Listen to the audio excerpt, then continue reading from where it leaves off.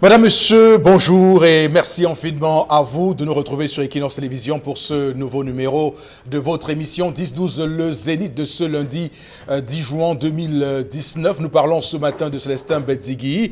Célestin Bedzigui regretterait-il d'avoir apporté son soutien et d'avoir cotisé 500 000 francs CFA pour la campagne du président Biya lors de la dernière présidentielle de 2018 au Cameroun? En tout cas, ce qui est certain, c'est que le président du PAL, le parti de l'Alliance libéral, vient de faire une nouvelle volte-face en se positionnant comme un vrai faux opposant selon certaines personnes puisqu'il dénonce la répression policière au Cameroun. Il dit clairement qu'on ne peut pas accepter cette dérive liberticide au Cameroun. Il note qu'entre janvier et juin 2019, près de 500 personnes ont été arrêtées et tous sont des partisans du MRC. Il trouve cela pas normal du tout. Il regrette que le pouvoir de Yaoundé continue à exceller dans la répression policière, dans les abus. Il parle même de torture physique et morale et regrette que cela puisse se faire au Cameroun au XXIe siècle,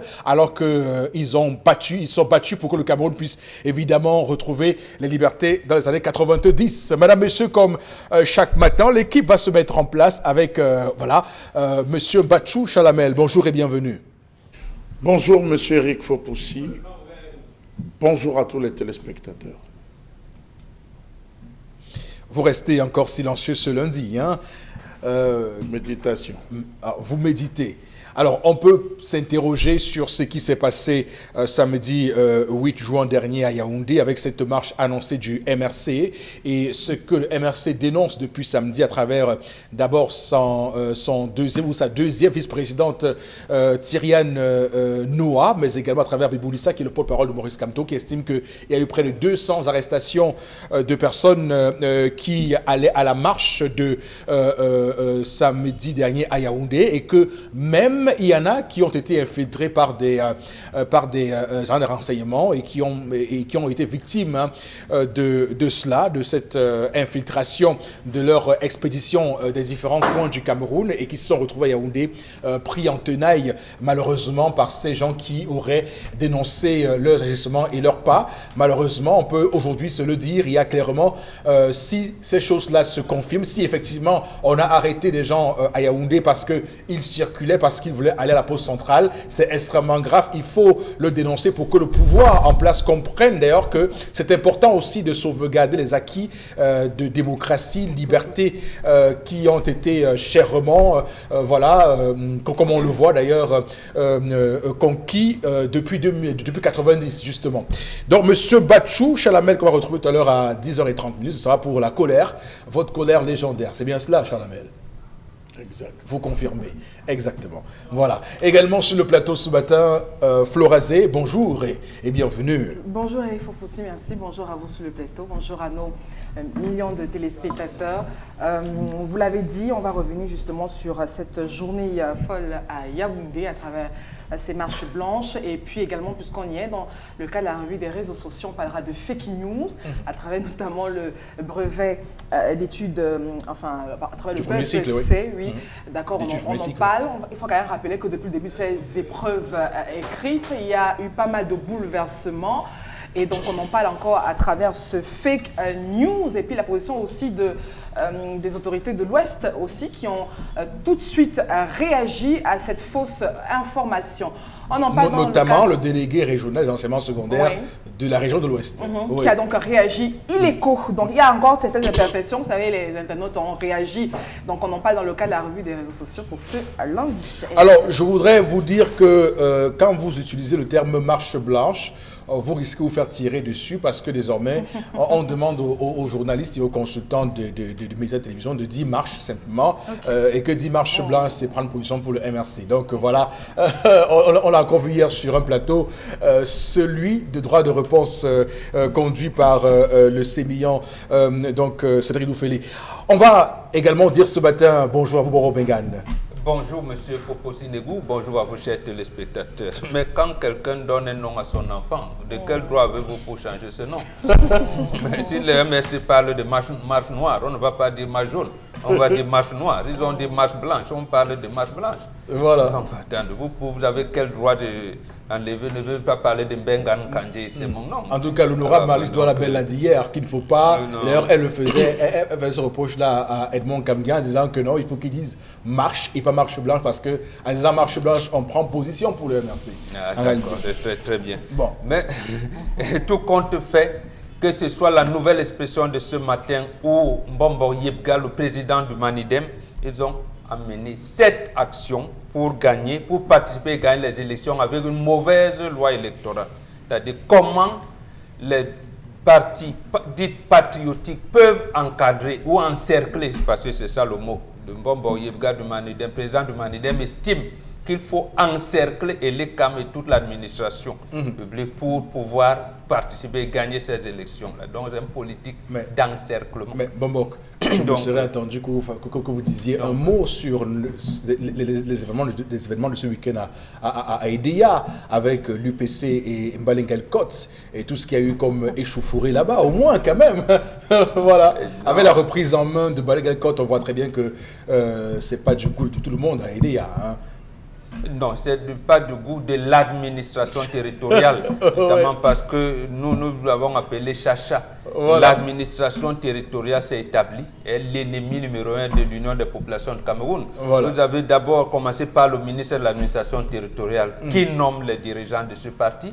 Maintenant, en rétablissant la légalité au docteur Balegel Kotriter, il n'a même pas daigné dire secrétaire général. Il a adressé une lettre comme s'il adressait à un simple militant. Bon, voilà, malheureusement, et justement, comme les sous-préfets sont ses collaborateurs, vous voyez, ils tremblent, les autorités administratives tremblent. Très bien. Donc, pour venir installer une section qui est une activité normale d'un parti politique, on commence à lui faire des misères. Des misères, voilà. Et pourtant, c'est même un allié du RDPC. Des violences, donc, ce week-end à Edea, malheureusement, entre les forces de l'ordre et ces militants de l'UPC. Malheureusement, le Cameroun montre une image hideuse. C'est terrible qu'on en soit là avec cette répression massive qu'on voit à travers les partis politiques qui souhaitent juste s'exprimer, mais malheureusement, ils sont obstrués dans leur action par leur mouvement, comme vous l'avez dit, par les autorités administratives. Voilà, monsieur Desmarons, le programme de ce matin avec la première articulation. Voici l'histoire du jour avec Dominique Audrey Oyengelek. Bonjour et bienvenue. Bonjour Eric Fopoussi, bonjour aux téléspectateurs à la maison. Aujourd'hui, on s'intéresse à l'histoire de Marlène. Marlène a 25 ans et elle vit encore chez ses parents. Marlène vient d'obtenir un travail par le biais de son petit ami il y a 6 mois. Donc, à la fin du mois, Marlène perçoit 250 000 francs de salaire. Le premier mois, la première fois qu'elle a touché son salaire, Marlène a remis la totalité de la somme à sa mère, symbole du Salaka. Donc sa mère devait partager à toute la famille et lui donner juste le nécessaire pour qu'elle gère le mois suivant.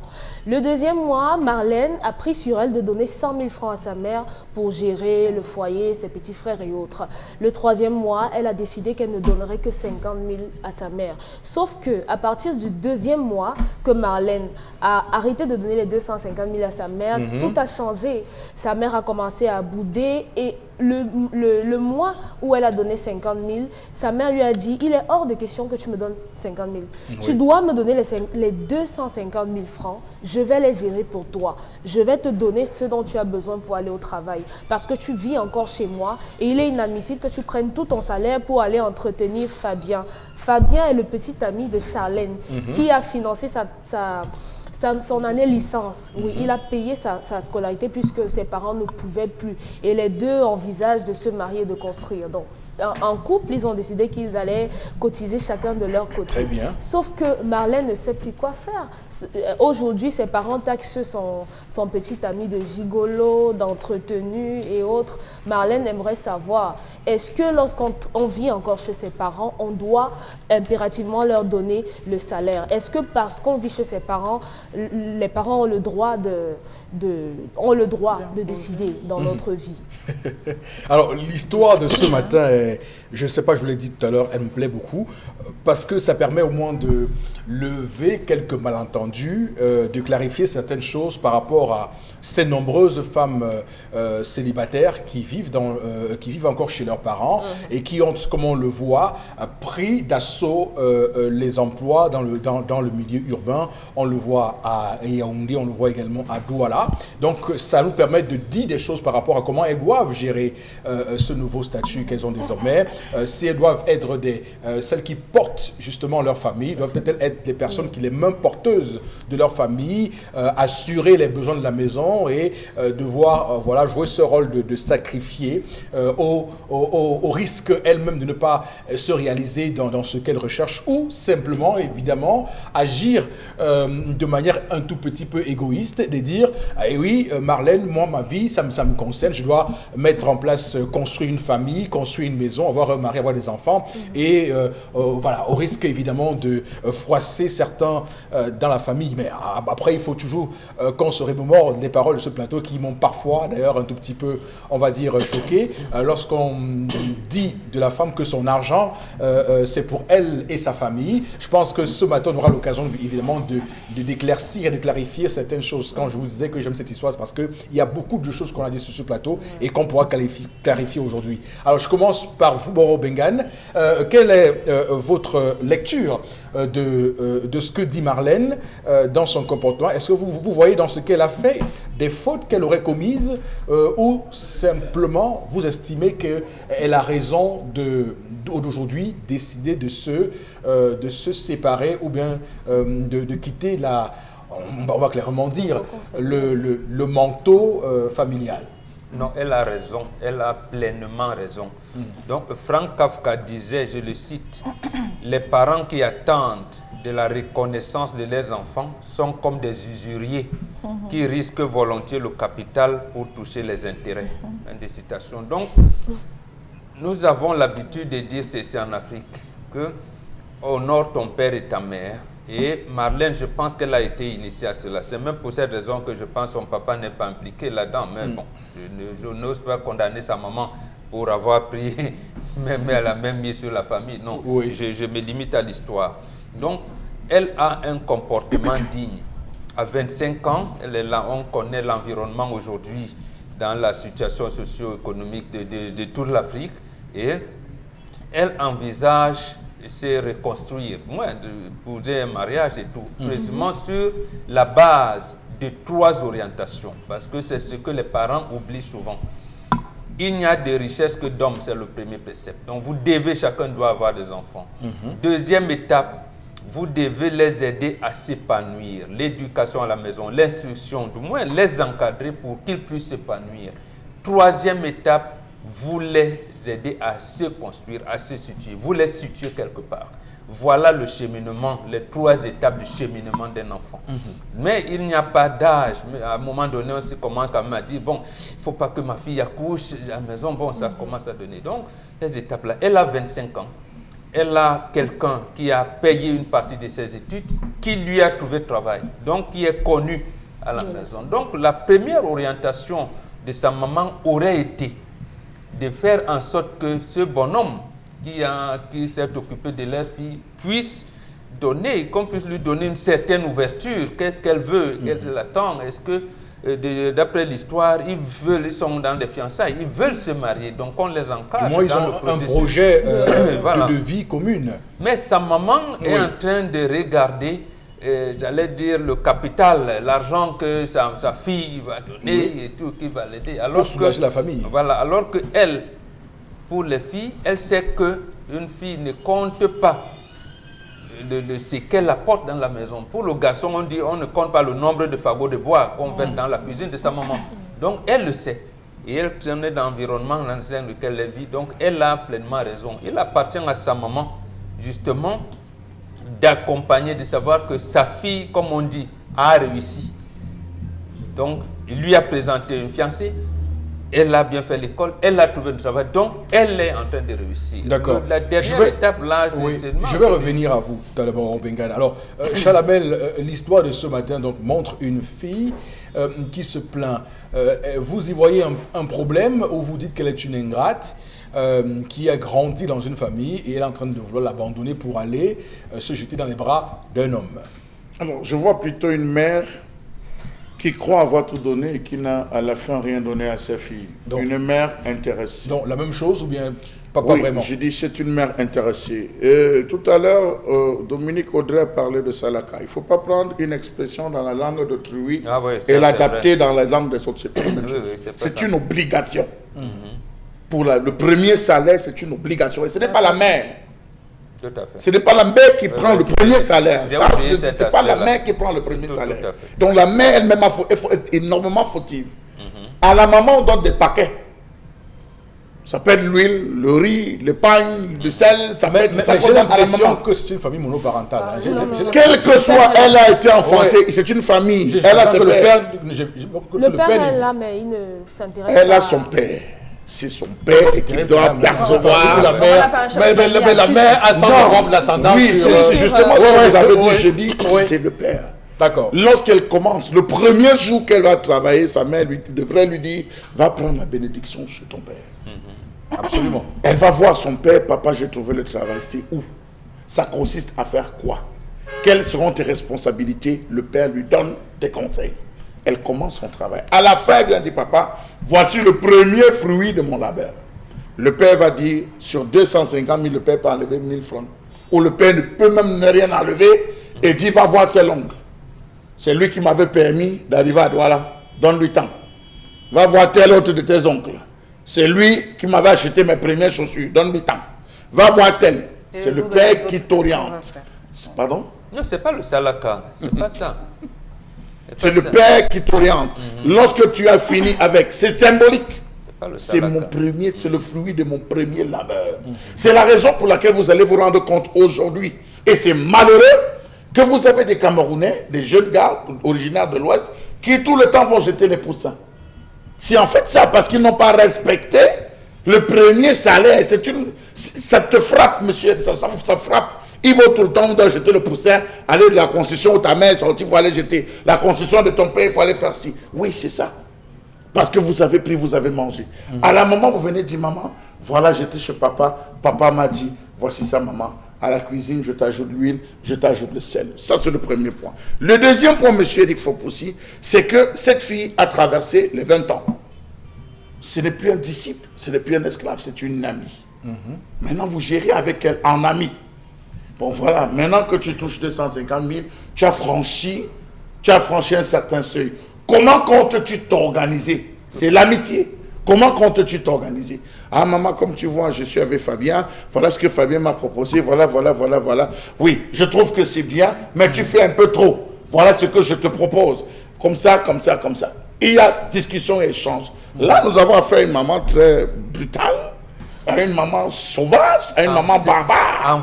Envahissante même, qui désormais se rend compte que sa fille travaille pour elle. Sa fille continue avec le principe de l'esclavage. C'est-à-dire, je dois gérer. Si la fille remet les 250 000 à sa mère, qu'à la fin, la mère bousille, joue elle-même la vie, disant à sa fille après, j'ai utilisé, tu es sous sur mon toit, c'est moi qui a fait ci, c'est moi qui a fait ça. Ça, je préparais, tu mangeais. La fille fera fait quoi? Non, c'est une fille correcte. Et d'accord. Je suis Mbambok, c'est une fille correcte. Okay. Et je crois qu'à ce niveau, elle devrait s'assumer. Alors, Florazé, est-ce que vous comprenez la réaction, l'incompréhension que suscite la réaction de cette mère sur ce plateau depuis qu'on a commencé cette émission ce matin? Pas vraiment, mais vous savez, souvent quand on est dans un certain environnement, il faut pousser où on manque un peu de tout, oui, et où subitement on a un enfant qui très jeune a réussi à s'insérer, notamment avoir un boulot, oui, et un salaire, bon, je vais dire quand même conséquent. On a une jeune fille qui a 250 000 francs. Au Cameroun, c'est un luxe. Mais oui, c'est un luxe. C'est-à-dire que c'est son premier, voilà. le premier emploi. Et elle a 250 000 francs. Au Cameroun, c'est un luxe. Sa mère voit en sa fille le sauveur. Pour dire que là où le SMIC est à 36 000. Hein. Voilà. Donc tout de suite, elle voit en sa fille. Donc, elle planifie dans la poche de sa fille. Parce qu'elle se met, c'est ça en fait, quand on parle d'honorer, on s'arrête souvent là. Honorer le père et la mère, honorer les parents. Et on oublie qu'il y a au verset 3 qui dit 4, parents n'irrités par vos enfants. Parce qu'à ce moment-là, la maman est en train, oui, c'est-à-dire qu'elle rend sa fille. Vous avez dit ça tout de suite, mais non, je l'ai. Vous l'avez permanemment. Vous savez, moi je suis chrétien, j'ai grandi avec ces valeurs. Ok, vous l'avez permanemment. J'ai grandi avec ces valeurs, oui. Donc, n'irritez pas vos enfants. En fait, la fille dans l'histoire, c'est une brave fille, elle ne se plaint pas. En fait, elle est perdue.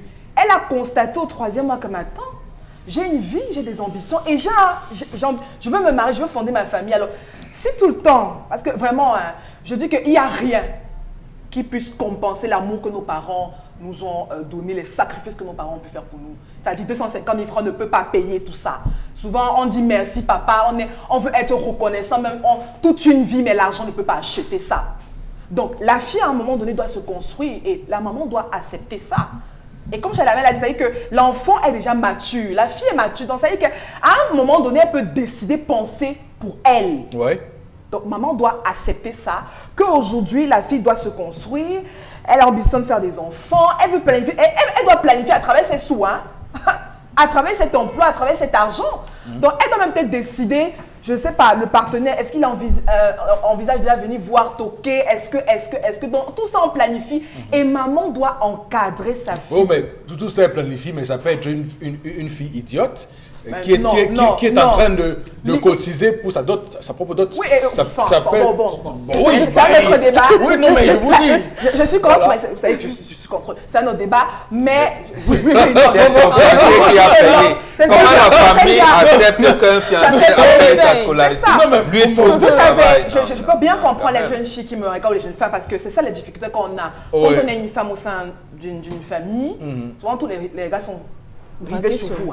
On dit tu es belle, c'est quoi? Tous les jours tu sors, vraiment. Papa est là, il est. Maman est là. Donc c'est ça un peu la difficulté qu'on a. Il faut venir sortir la famille. C'est-à-dire que quand la jeune fille, oui, quand elle est à l'extérieur, le souci c'est j'ai mes frères, j'ai mes soeurs qui doivent aller à l'école, papa n'a plus les moyens de faire ci. C'est tout ça quoi. Et il faut gérer ces frustrations, cette pression. Les femmes souffrent beaucoup. Et à un certain âge, et elle a 25 ans, c'est l'âge idéal où elle doit penser pour elle. Parce qu'une fois ces 5 ans passés à 30 ans, 35 ans, c'est plus possible. On est embrouillé avec ces hommes qui viennent vous compter, pleurer, etc. Et tout. Vous n'avez même plus le discernement pour juger qui est le bon ou le mauvais. Donc c'est à ce moment que les parents doivent encadrer cette jeune fille qui a de l'avenir devant elle. Il ne faut pas qu'à travers ces frustrations, ces pressions de la maison des parents, elle peut perdre son fiancé, son petit ami, elle peut perdre même son emploi. Voilà. Donc la maman et la fille doit être dure. C'est ça, je dis, n'héritez pas vos enfants. C'est-à-dire que même maman doit le faire, devant la réalité. Est-ce qu'une maman comme elle, à un moment donné, quand même, elle se pose des questions? Elle voit sa fille qui travaille, elle connaît sa fille. Non, maman veut être récompensée là. Non, comme on dit souvent. C'est pas la récompense.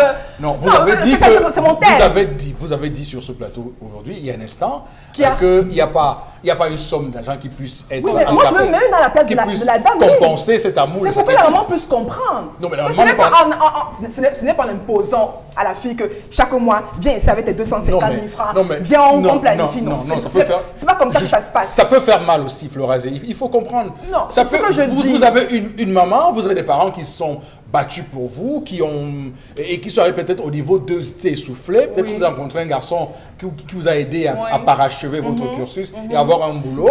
Et elle se rend compte que vous n'avez pas pris assez conscience, en fait, des défis qui vous attendent par rapport à votre responsabilité, par rapport à vos petits frères. La jeune fille ne vient, c'est-à-dire qu'elle vit encore ses premiers débuts dans la vie active. Oui. Ne peut pas mettre autant de pression sur une jeune fille. Non, c'est pourquoi j'ai parlé d'encadrement. Les parents, à ce moment-là, doivent encadrer la jeune fille pour qu'elle ne puisse pas dériver. Parce qu'elle est encore sous le toit, ce qui est une bonne chose. Elle a eu son emploi avec ses parents, c'est-à-dire en présence de ses parents, etc. Et c'est une bonne chose. Elle n'a pas d'enfant, donc c'est encore une personne qu'on peut modeler. Donc, au lieu de mettre la pression, c'est sous la pression d'argent. C'est-à-dire qu'on calcule, on dit que le salaire est là passé. On ne voit pas ton salaire, si c'est comment. Non. Ça crée des frustrations. Et à un moment donné, la fille peut même partir chez ses parents. De façon, elle prend une décision comme ça, oui, à la volée, elle dit, je pars, mais elle prend une chambre, je vais prendre un studio, etc. Et là, la dérive commence. D'ailleurs, je vois beaucoup de gens qui se sont coupés. Et c'est malheureux, justement, qu'ils se sont coupés de leur famille. J'ai même beaucoup de gens qui sont des millionnaires, des multimillionnaires, qui estiment qu'à un moment donné, ils ne veulent plus se frotter à la masse. Parce qu'au final, chaque fois qu'il est avec des gens, on croit qu'il se vante, on croit qu'il est arrogant, parce qu'on a demandé 2-3 choses. Il n'est pas en capacité de satisfaire. Désormais, ça vole à l'insulte et à l'injure. C'est pourquoi je voulais répondre ce que Chalamel a dit. Quand il dit qu'il fallait donner à l'oncle, à l'arrière. Oh, non, vraiment. Je veux dire que moi, ce sont des débordements qui créent souvent de grosses frustrations. Non, vraiment. Mon père, je ne dis pas que je renie le frère de mon père ou bien qu'il y a aussi mon papa, non. Mais je dis qu'il faut encadrer. Ça ne fait pas qu'on entre dans l'hypocrisie, etc. et tout, non. La jeune fille n'a aucune obligation envers l'oncle, envers la... Non, c'est quelque chose qui doit se faire de façon, c'est-à-dire étape par étape. Elle a au moins une obligation envers son père. C'est une femme qui est appelée à aller en mariage. C'est là-bas que ça va se jouer. Elle a au moins une obligation envers son père, non? Non, envers son père. Mais bien sûr, je dis que c'est même pas une obligation. Hein. Je veux dire, ça doit couler de sens. C'est pour ça que j'ai dit que c'est pas l'argent qui peut remercier mon... Je ne suis pas venue avec un du papa, vraiment pour toutes les années dans le cadre. Voilà, ça rien, ça ne pèse pas. Mais je dis que c'est une fille qui est destinée à aller dans une autre famille, mariage et tout. Moi, je crois que c'est là-bas que ça va se jouer, si vous voulez, donner, etc. Mais là, je crois qu'il y a une priorité, c'est d'encadrer cette dernière. Elle mettre dans les idées, dire qu'elle doit remercier l'oncle, la tante, etc. Et tout. C'est perdre cette jeune fille. Non, c'est pas ce que Charles Lamel a dit. Rebondissez, on peut dire, la dot peut même être évaluée à 50 millions. Est-ce que ça récompense la dot? Non, ça voilà. Est-ce que ce sera tout simple? Non. Ici, il s'agit justement de démontrer la solidarité familiale. Et dire que est-ce que c'est papa qui va même parler pendant la dot? Il peut arriver que papa ne parle pas, que ce soit cet oncle-là qui avait même aidé papa quand il allait doter maman. La maman. Donc, en fait, on veut vous rétablir, ramener l'enfant dans ce cercle familial pour que demain, papa ne peut ne pas être là. Voilà comment ces choses sont organisées et surtout revenir avec cette solidarité. Les enfants de ce papa-là, comment vous les traitez? Donc c'est un peu, on veut réchauffer les liens de famille. Ce n'est pas une récompense, non. C'est une reconnaissance que notre fille a grandi. Vous revenez avec d'autres bénédictions. Est-ce que vous dites c'est vrai parce qu'il y a beaucoup d'hommes qui ont été soutenus dans la vie par leurs frères et qui ont aussi l'obligation vis-à-vis de leurs frères, par leurs enfants. Monsieur Eric Sopoussi, c'est là le danger de l'extrême occidentalisation dans laquelle les jeunes filles d'aujourd'hui s'inscrivent. À travers ce qu'on a appelé le contrat social ou le pacte social, tout ce qu'il veut, qui place l'homme au-dessus, l'être, l'enfant au-dessus, l'individu au-dessus du groupe. Retenez bien qu'en dessous du groupe, l'individu n'existe pas. Allez faire ça en Europe. C'est en Europe qu'un enfant appelle la police, on veut fouetter son... Vous n'êtes pas... Déjà que le nom que vous portez, ce n'est pas vous qui vous l'êtes attribué. On une circonstance. Posez un acte dans votre village. Ça vous frappe. Alors, tu pleures. On dit c'est tel, il t'a tapé, pourquoi? Parce que tel, si tu es...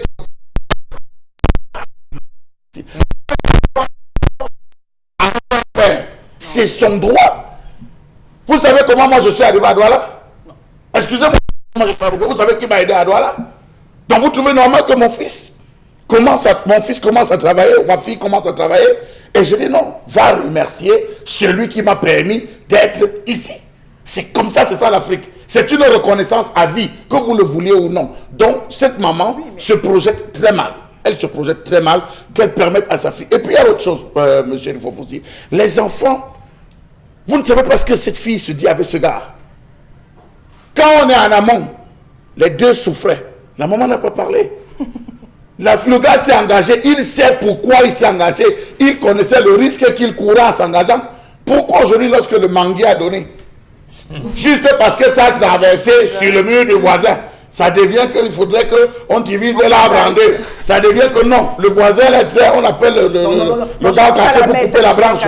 Non, c'est ce que vous êtes en train de faire. C'est ce que vous êtes en train de faire. Vous demandez qu'on coupe la branche carrément que l'autre côté ne va pas faire la mangue. Non, je suis désolé. Je prends un exemple. Je ne transforme pas. J'ai pris l'exemple d'un manguier. Tout le monde a sucé, on a lancé. On ne connaît pas qui a planté, ça a poussé. Parce qu'il y a le mur mitoyen. Ça part de la mangue sur le voisin. On estime qu'il suce trop et plus que vous. Il faut couper la branche. Non. Alors que lui aussi, je n'ai jamais dit ça. Je n'ai jamais dit ça. Pas que les téléspectateurs nous écoutent. Oui, c'est de Fabien qu'il s'agit. Parce qu'aujourd'hui, vous traitez Fabien de gigolo. Vous l'avez Fabien. Alors que le pauvre était en amont, il travaillait en amont. Voilà. Ceux qui vont écouter Charles vont penser que c'est ce que j'ai dit sur ce plateau, c'est faux. D'accord. Je reviens pour dire qu'il faut pousser. Vous savez, souvent, on n'est pas préparé. C'est vrai, quand on parle de la solidarité, je suis pour. Que je sais que quand on est humble, on a plus de bénédictions. C'est pourquoi j'ai loué le comportement de la jeune fille. D'accord. C'est une enfant qui a eu des valeurs. Mais sauf qu'à un moment donné, sa maman est dans la paix immédiatement. Elle veut contrôler en fait les finances de sa jeune fille. Et c'est ça en fait, quand on n'est pas préparé, on a un enfant qui a tout de suite émergé. On n'est pas suffisamment, je veux dire mature, prêt à gérer ce retour. Mais ce que je dis également, c'est qu'on a également eu dans des familles où quand même les parents décèdent, et il faut pousser, les enfants sont abandonnés. Ces familles, je vais dire, l'entourage que vous avez souvent soutenu, l'entourage que vous avez porté dans votre cœur aussi vous abandonne. C'est ce que dit Chalamel. Oui, non, vous abandonne. Ça veut dire que vos parents arrive là. On peut pas préparer toutes ces choses. Si, on peut pas. Ça se prépare. Non, peut-être on peut prévoir. On va prévoir. L'oncle ou l'arrière-tante qui change de visage. Cette maman aurait fait cette maman aurait dit à sa fille, écoute, maintenant que tu travailles, je souhaite que tu prennes en charge l'eau, la lumière, ou alors, par exemple, tu prends la cuisine. Tu vois comment, comme ça, je m'occupe de tes charges. Ou par exemple, tu t'occupes d'un seul de tes petits frères. Par exemple. C'est ça que je te dis. Voilà, par exemple. Par exemple. Voilà. Dominique Audrey Oyengelek également sur ce plateau. Vous avez écouté attentivement quel est votre point de vue. Oui, la mère de la jeune fille n'est pas sérieuse parce que la fille donne 50 000 francs à la fin. Oui, elle a, à partir du 3e mois jusqu'à présent, elle donne 50 000. C'est pas rien. Et maintenant, il faut aussi, vous savez qu'on dote les femmes par rapport à leur diplôme? Je ne sais pas. Oui, quand une fille a un certain niveau d'instruction, on vous taxe la dot par rapport à ça parce qu'on estime que quand elle va travailler, ce n'est pas normal. Je me rappelle, là, c'est une déviance. Je me rappelle une jeune fille que son père a envoyée en Europe. Elle est partie en Europe pour faire ses études. Et un monsieur a osé venir dire qu'il veut l'épouser. Le monsieur a dit que non, moi j'ai saigné pour que ma fille aille en Europe.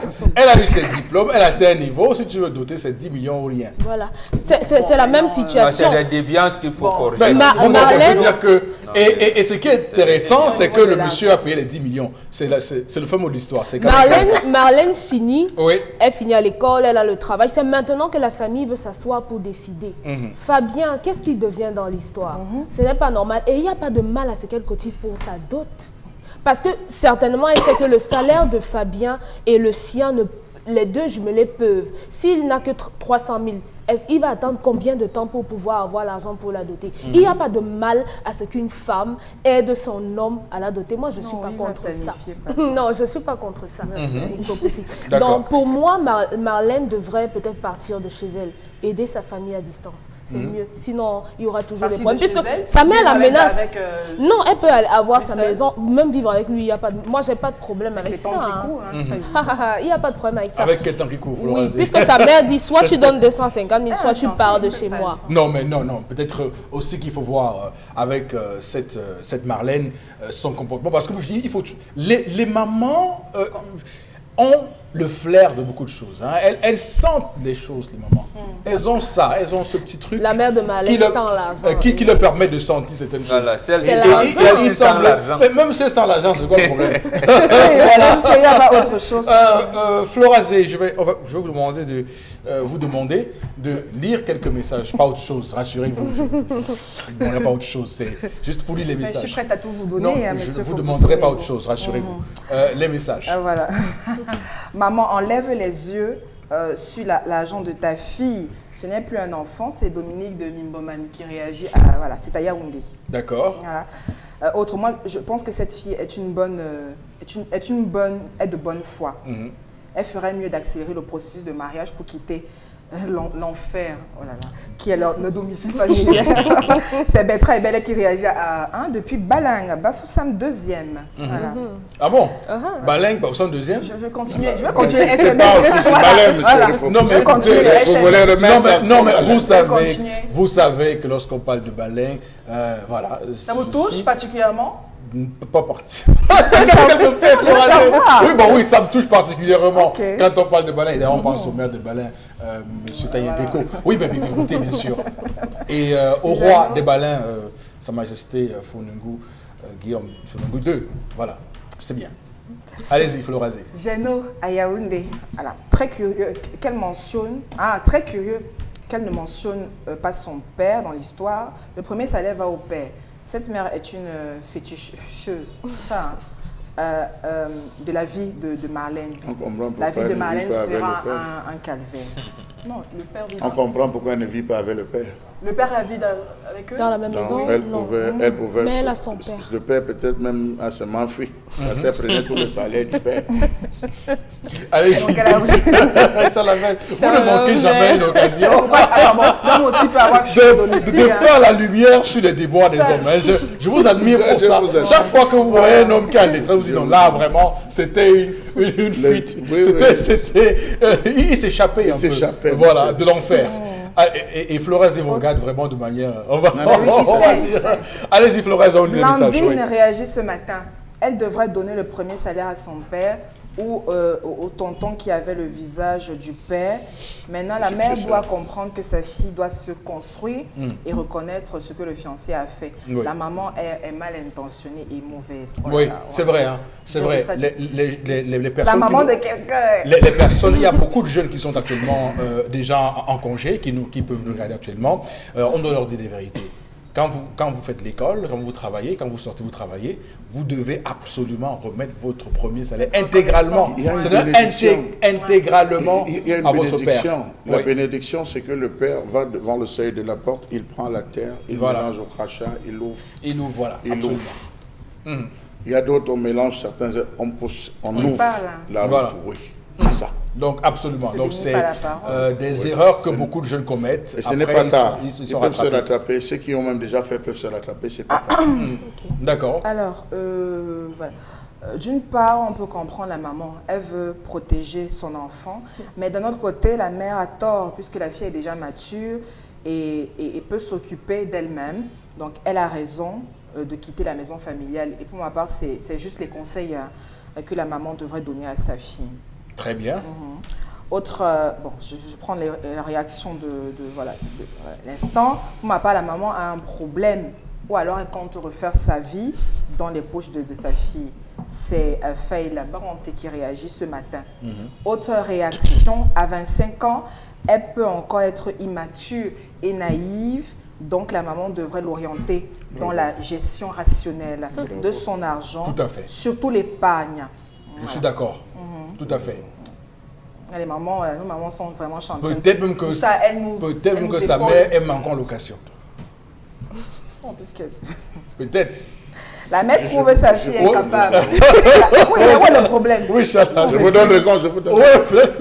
Elles sont en location. La mère trouve sa fille incapable de gérer cette somme d'argent. Et la mère a peur de voir sa fille se jeter dans les bras d'un gigolo. C'est le tocos qui réagit à la Bon, merci pour ces noms qui sortent du commun. Voilà, merci. Vous lisez un dernier message, Florence. Voilà, alors, Loulou, je vais commencer. Les hommes d'aujourd'hui cherchent les filles qui travaillent. Quand le mariage finit, la seule personne qui vous console, c'est votre maman. C'est la mère de cette fille. Voilà. C'est la mère. Je suis d'accord. Donc, que cette fille soit sage.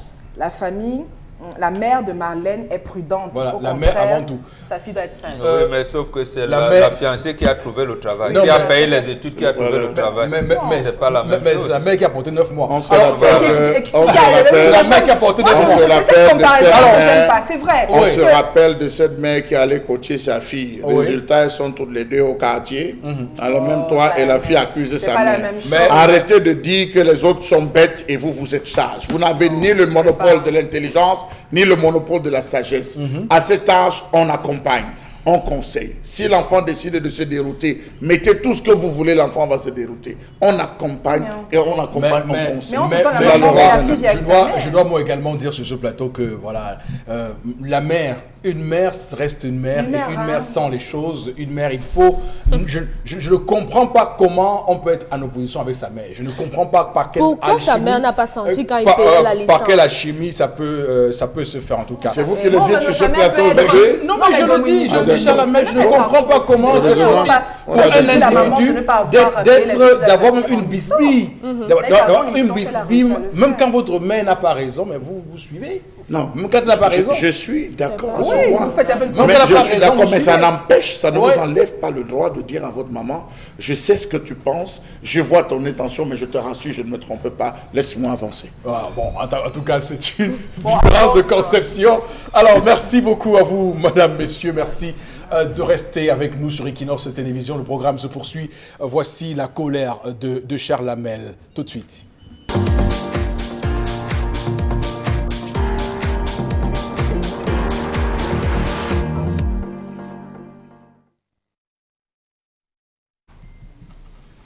Je m'interroge ce jour sur la rareté de la main-d'œuvre au Cameroun. On n'en parle pas, on le vit au quotidien, mais on laisse passer, c'est banal. Qu'est devenu le plan d'action national pour l'emploi des jeunes, le PANEJ, lancé en 2016 et qui devrait s'arrêter en 2020?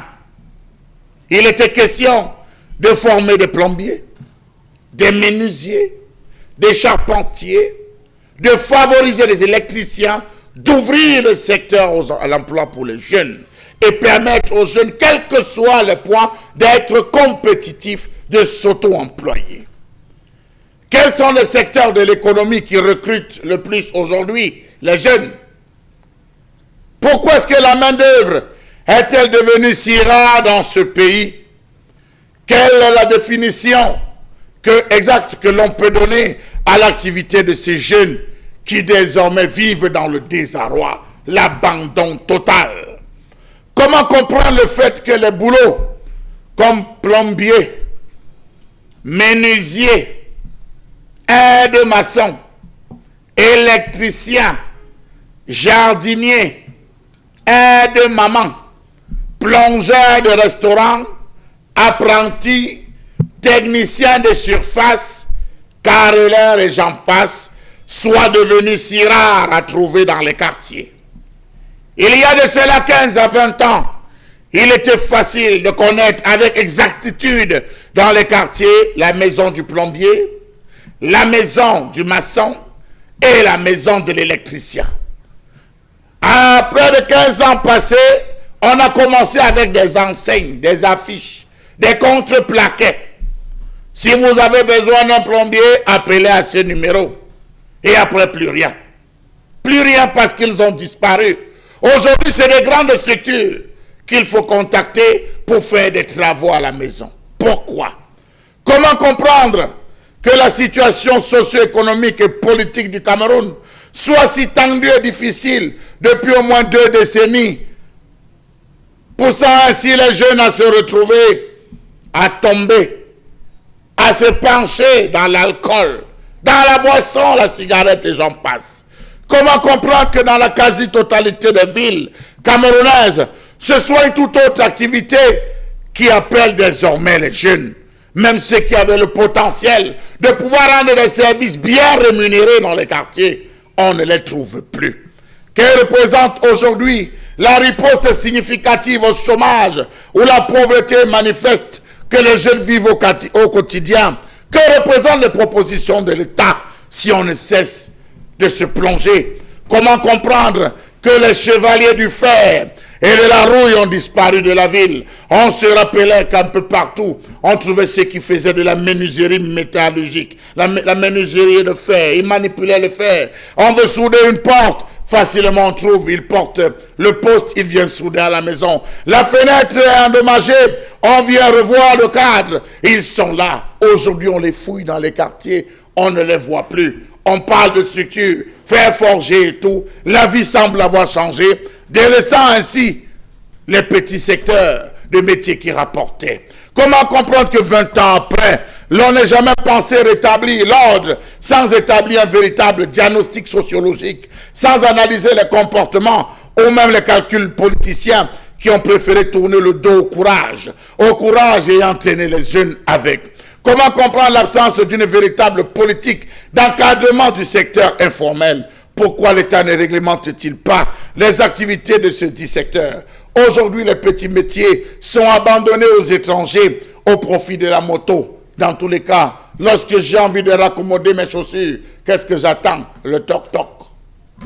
Voilà, l'exercice auquel Chalamel vient de se livrer est tout à fait important puisque ça touche un pan important de notre économie nationale parce que de nombreuses entreprises se plaignent de ce que la main-d'œuvre qu'elles recherchent parfois sur le terrain n'est pas en adéquation avec les formations dispensées aux jeunes Camerounais. C'est d'ailleurs important parce que nous sortons d'un G20 Finance au Japon où d'ailleurs les grands financiers agentiers du monde ont mis la main sur une question essentielle, le vieillissement de la population mondiale. D'ailleurs, ils estimaient que dans un pays comme le Japon, par exemple, vous avez 169 emplois pour 100 demandeurs seulement. Donc, il y a plus d'emplois que de demandeurs d'emploi. Donc, ils disaient que c'était un vrai problème pour ce vieillissement. Et au Cameroun, on n'est pas loin de cela parce qu'il y a des personnes qui se sont formées dans le temps à certains métiers et dont la relève reste compliquée à assurer parce que justement, de nombreux jeunes n'ont pas justement la qualification nécessaire pour accéder à ce type d'emploi. Donc, un problème de main-d'œuvre.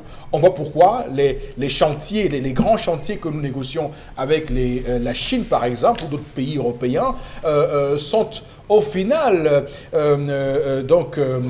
pris. Il y a une main basse des Chinois qui viennent faire la manutention, par exemple, au Cameroun. C'est inacceptable. C'est ça que les Chinois viennent faire la manutention au Cameroun. On peut trouver le moyen pour les Turcs aussi, pourquoi pas, de venir faire Donc, c'est des questions importantes et le Cameroun doit, pourquoi pas, repenser sa politique de formation sur ce terrain-là parce qu'il faut des plombiers, comme vous l'avez dit, il faut des cordonniers, davantage de cordonniers.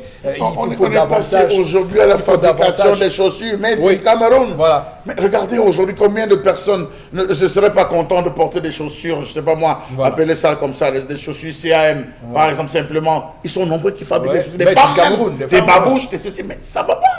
Donc les boutiers, comme il y a un jeune boutier camerounais qui fait beaucoup de bonheur à Londres, en Angleterre, malheureusement. On pourrait en avoir au Cameroun qui viendrait faire exemple. Alors, Boro Bengan, vous, comment vous analysez cette situation au Cameroun, cette main-d'œuvre? On est dans un pays où on nous dit qu'il n'y a rien à faire et pourtant tout est tout est à refaire. À construire. À construire, voilà. Nous sommes dans un pays où tout est à construire, mais on dit aux jeunes qu'il n'y a rien à faire. C'est ça l'ambiguïté. Non, ça a commencé le 14 août 1986, lorsque le chef de l'État lance le 6e plan quinquennal à l'Assemblée nationale. Et des bonnes intentions, oui, mais l'autre côté, c'était qu'il laissait s'effondrer le tissu industriel du Cameroun, même le tissu économique. C'est-à-dire qu'il ne veillait pas à la bonne tenue des livres comptables des entreprises. Et à partir de ce moment, parce que j'en ai même discuté dernièrement avec certains enseignants de l'université de Douala, regardez que même vous plantez toujours le conseil d'administration le conseil d'administration va se tenir. Mais à quand se tiennent les assemblées générales des actionnaires?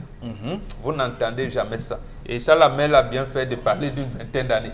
Donc, l'assemblée générale des actionnaires d'une entreprise, vous n'entendez jamais. Voilà l'un des plans qui montre que nous gérons mal, ou alors l'entrepreneur en chef ne prend pas la bonne mesure de l'orientation de l'entreprise. Et on est donc tombé en pic dans le système de la mondialisation, quand le FMI est venu. Alors que nous avions d'argent, nous avons un tissu économique qui pouvait nous permettre de tenir si le management avait été à peu près, je ne dis même pas bien, mais à peu près normal. Et malheureusement, c'est allé dans tous les sens, au point où même les formations, vous parlez, beaucoup de gens confondent la soudure à la chaudronnerie. La chaudronnerie, c'est un autre aspect. Et les chaudronniers camerounais sont formés, ils vont dans la nature. On confond avec les soudeurs du quartier. Voilà. Déjà, quand la SNEC vivait, il y avait ici l'Office national de la main-d'œuvre. Ah oui. L'Office national de la main-d'œuvre, où chaque formation, vous étiez enregistré quelque part. Maintenant, ça a voulu, avec les balbutiements, avec le pipeline Tchad-Cameroun, a apporté aurait dû apporter une pulsion qu'on allait saisir. Nous avons d'ailleurs été aidés par l'Organisation des Nations Unies pour le développement industriel, l'ONUDI, qui nous a permis de créer une bourse de sous-traitance au Cameroun. Donc, mais où est passé cet office de la main-d'œuvre? Ah oui, elle est morte de ça. Elle est morte, on ne sait même plus. Pourtant, très intéressant. Absolument. Très intéressant. Absolument. Tout le monde allait s'enregistrer là-bas. Tous les matins, de voir les gens. Ah oui, il y a des opportunités à la régie Fercam. Il y a les opportunités. La SNEC est en train de... C'est à mon sens plus parlant que le FNE. Voilà. Par exemple. Là-bas, c'était un rassemblement. Justement, oui, voilà. Tout à fait. Quotidien, voilà. Donc, je dis, nous avons créé donc une bourse de sous-traitance. Malheureusement, il n'y a pas de loi qui permette à ces PMI camerounaises qu'elles puissent être intégrées auprès des multinationales, ou alors les quelques-unes qui existent. Jamais, ça n'existe pas. C'est-à-dire que dans des pays comme le Ghana, toutes les multinationales sous-traitent avec les PME locales. D'accord. Donc pour vous, c'est un problème d'abord de formation aussi. Est-ce qu'il y a une part de la formation qu'on peut noter là? Oui. Qu'on a supprimé. Qu'on a supprimé, j'ai dit à tous les niveaux. Je vous dis, si vous voulez même l'agriculture dont on envoie les jeunes, laissons même le cas lamentable que Chalamel a dit, il n'y a pas de chaudronnier, il n'y a pas de soudeur, il n'y a pas comment vous l'appelez, le plombier. Il y avait ici en Balmayo et à Dibombari comment vous appelez, les écoles de formation dans des métiers agricoles. Ça n'existe plus. Ça n'existe plus et vous allez les utiliser. On a abandonné, il n'y a plus de chefs de poste agricole dans nos villages.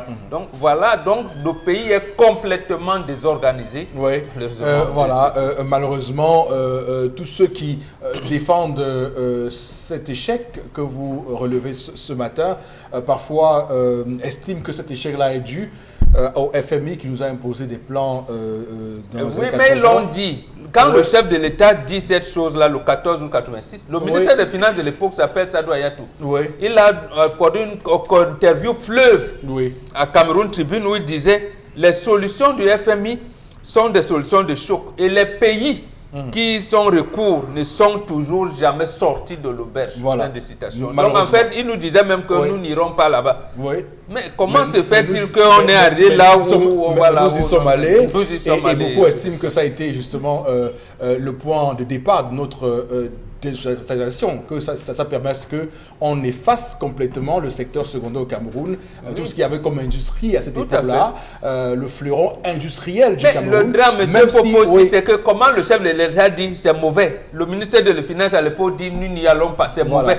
Et il n'y a aucune mesure, un jour, un beau jour, on vous dit, mais nous y sommes depuis... Donc, il y a matière à s'inquiéter par rapport au nouveau plan directeur de génération qui est prévu par le gouvernement actuellement, qui estime que sur le plan énergétique, on doit atteindre une capacité. Mais ce matin, Chalamel relève qu'attention, on va créer des industries, mais qui va y travailler? C'est là la question. À quelle main-d'œuvre va-t-on avoir pour travailler, Chalamel? Monsieur Eric Fopoussi, je vous prends deux cas.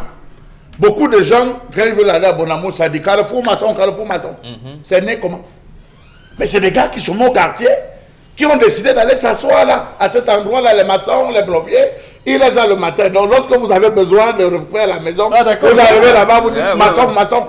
Vous prenez un maçon, c'est comme ça que le carrefour maçon est né. Donc c'est comme ça. C'est comme ça que le carrefour maçon que vous avez à vous alliez est né. Ils n'étaient pas malhonnêtes comme aujourd'hui. Vous trouvez tout. Les plombiers, vous trouvez les plombiers, vous trouvez les carreleurs, ils étaient assis. Ils passaient toute la journée à causer, taper les commentaires. Lorsque vous arrivez le matin, vraiment, je voudrais refaire ma maison. Oui, je suis la bosse. Alors on va le faire. Regardez dans les quartiers les électroniciens. Est-ce qu'on trouve encore les électroniciens? Votre appareil, c'est quand vous voyez des gens. Regardez le matin, les téléviseurs sont chargés dans la voiture. On transporte pour le camp Yabassi. C'est maintenant le camp Yabassi où vous allez vous retrouver à des gars nigériens qui sont arrivés, qui se sont battus, qui sont en train de refaire des dépanner. On vous dépend du bon passeur le soir récupérer. Ça a véritablement changé. Et je crois qu'il est temps. On abandonne, on parle d'industrialisation, mais cette industrialisation va être faite avec qui? Regardez tout ce qu'on nous propose. Formation en, comment vous appelez ça, logistique et finance. Formation en quoi là? Transport. Formation en les formations de plombiers. Voilà, ça n'existe pas, rien. Regardez tout ce qu'on nous propose. Absolument, malheureusement. On va revenir sur ce sujet, il y a beaucoup à dire encore sur ce sujet parce qu'on parle d'industrialisation, mais comment va-t-on industrialiser au Cameroun s'il n'y a pas la main-d'œuvre efficiente pour cela? Madame, monsieur, restez avec nous dans un court instant, la deuxième partie de ce programme.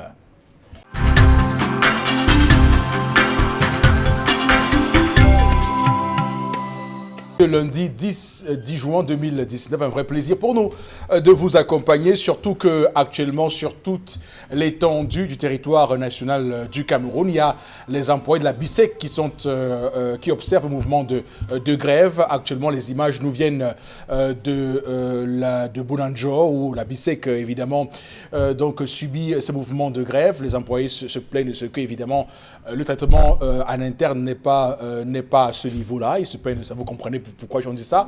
Donc, traitement à l'intérieur n'est pas bon. Et pourtant, on organise des Golf Open où on sponsorise et tout ça là. Voilà, ce sont ces incongruités stratégiques de la direction de cette entreprise qui pose des questions. On voit bien que partout au Cameroun ce matin, il y a donc ce mouvement de grève. Les clients arrivent et on accepte que ceux qui veulent évidemment faire des dépôts de créances ou dépôts sur chèque. Et c'est plus tard qu'on va étudier votre dossier. C'est ainsi que se plaignent donc les étudiants. Il y avait eu un moment qui s'est plaint à Bissek, Yaoundé ce matin. Elle est arrivée, elle voulait prendre l'argent pour son fils qui est malade, mais elle est totalement en pleurs devant Bissek Yaoundé parce que il n'y a même pas un salaire minimum là-bas pour assurer. Donc c'est compliqué tout ce qui se passe avec ces manques à gagner par rapport à la Bissek. Le Cameroun, comme on le voit malheureusement, est dans une situation où les tensions sociales ne font que s'accentuer malheureusement avec des dirigeants qui au final parfois, comme on le voit dans certaines entreprises, ne fleurent pas très vite l'odeur des choses qui ne vont pas très bien et pour les résoudre rapidement, malheureusement. On va continuer ce programme, madame, monsieur, avec quelques messages que vous nous envoyez pour réagir au sujet que nous avons développé sur ce plateau. Alors, Florazé, nous tournons vers vous, je vous en prie. Joël, à la cité SIC, alors dit par rapport à la colère de Chalamel, le gouvernement ne fait absolument rien alors que les jeunes sont désœuvrés. On peut bien le voir à travers la cité. Voilà. Alors, Dominique Audrey Oyengelek va également dire un petit mot sur cette colère de Chalamel. C'est vrai que Chalamel vous dansez un tout petit peu et vous apprenez tout à l'heure que le carrefour maçon, du moins l'histoire du carrefour maçon. Mais vous, comment vous analysez cette situation de la main-d'œuvre au Cameroun? La main-d'œuvre se retrouve dans les dépôts de bois. Vous allez vous rendre compte que la plupart des personnes qui faisaient par exemple la maçonnerie, on les retrouve en train de décharger les camions de bois dans les dépôts. Ils sont nombreux, j'ai de la famille là-bas. Ils ont été instruits, ils ont eu des formations, mais maintenant on n'arrive pas à travailler. Les plombiers, il n'y en a plus. Et quand vous avez le malheur de tomber sur un plombier, vraiment ce qu'il vous fait, si c'est un petit chose qui était percé, c'est toute la tuyauterie de la maison qu'il va falloir refaire. Vraiment, c'est à oui, il faut... Je ne sais même pas comment on va faire avec cette situation-là, de plus en plus. Et maintenant, on se rabat également sur la moto, c'est pour ça qu'on en a plein, sur les sauveteurs également. Parce que quand vous discutez avec eux, ils vont vous dire que non, moi j'ai une formation en électricité, mais personne ne me donne le travail. Là où je travaillais dans une sous-traitance de tel, on nous a renvoyés, on ne nous payait pas. Moi je fais comment, j'ai femme et enfants à nourrir. Je suis obligée de venir apacher ici au marché. D'accord, très bien. Au Flores, vous aussi, Dites un mot, allez-y. Oui, Eric Fopoussi, vous savez, aujourd'hui, peut-être on aura beau créer des entreprises, mais la main-d'œuvre, c'est le cadre, c'est la santé, c'est le bien-être, parce que la main-d'œuvre, c'est vous, c'est moi.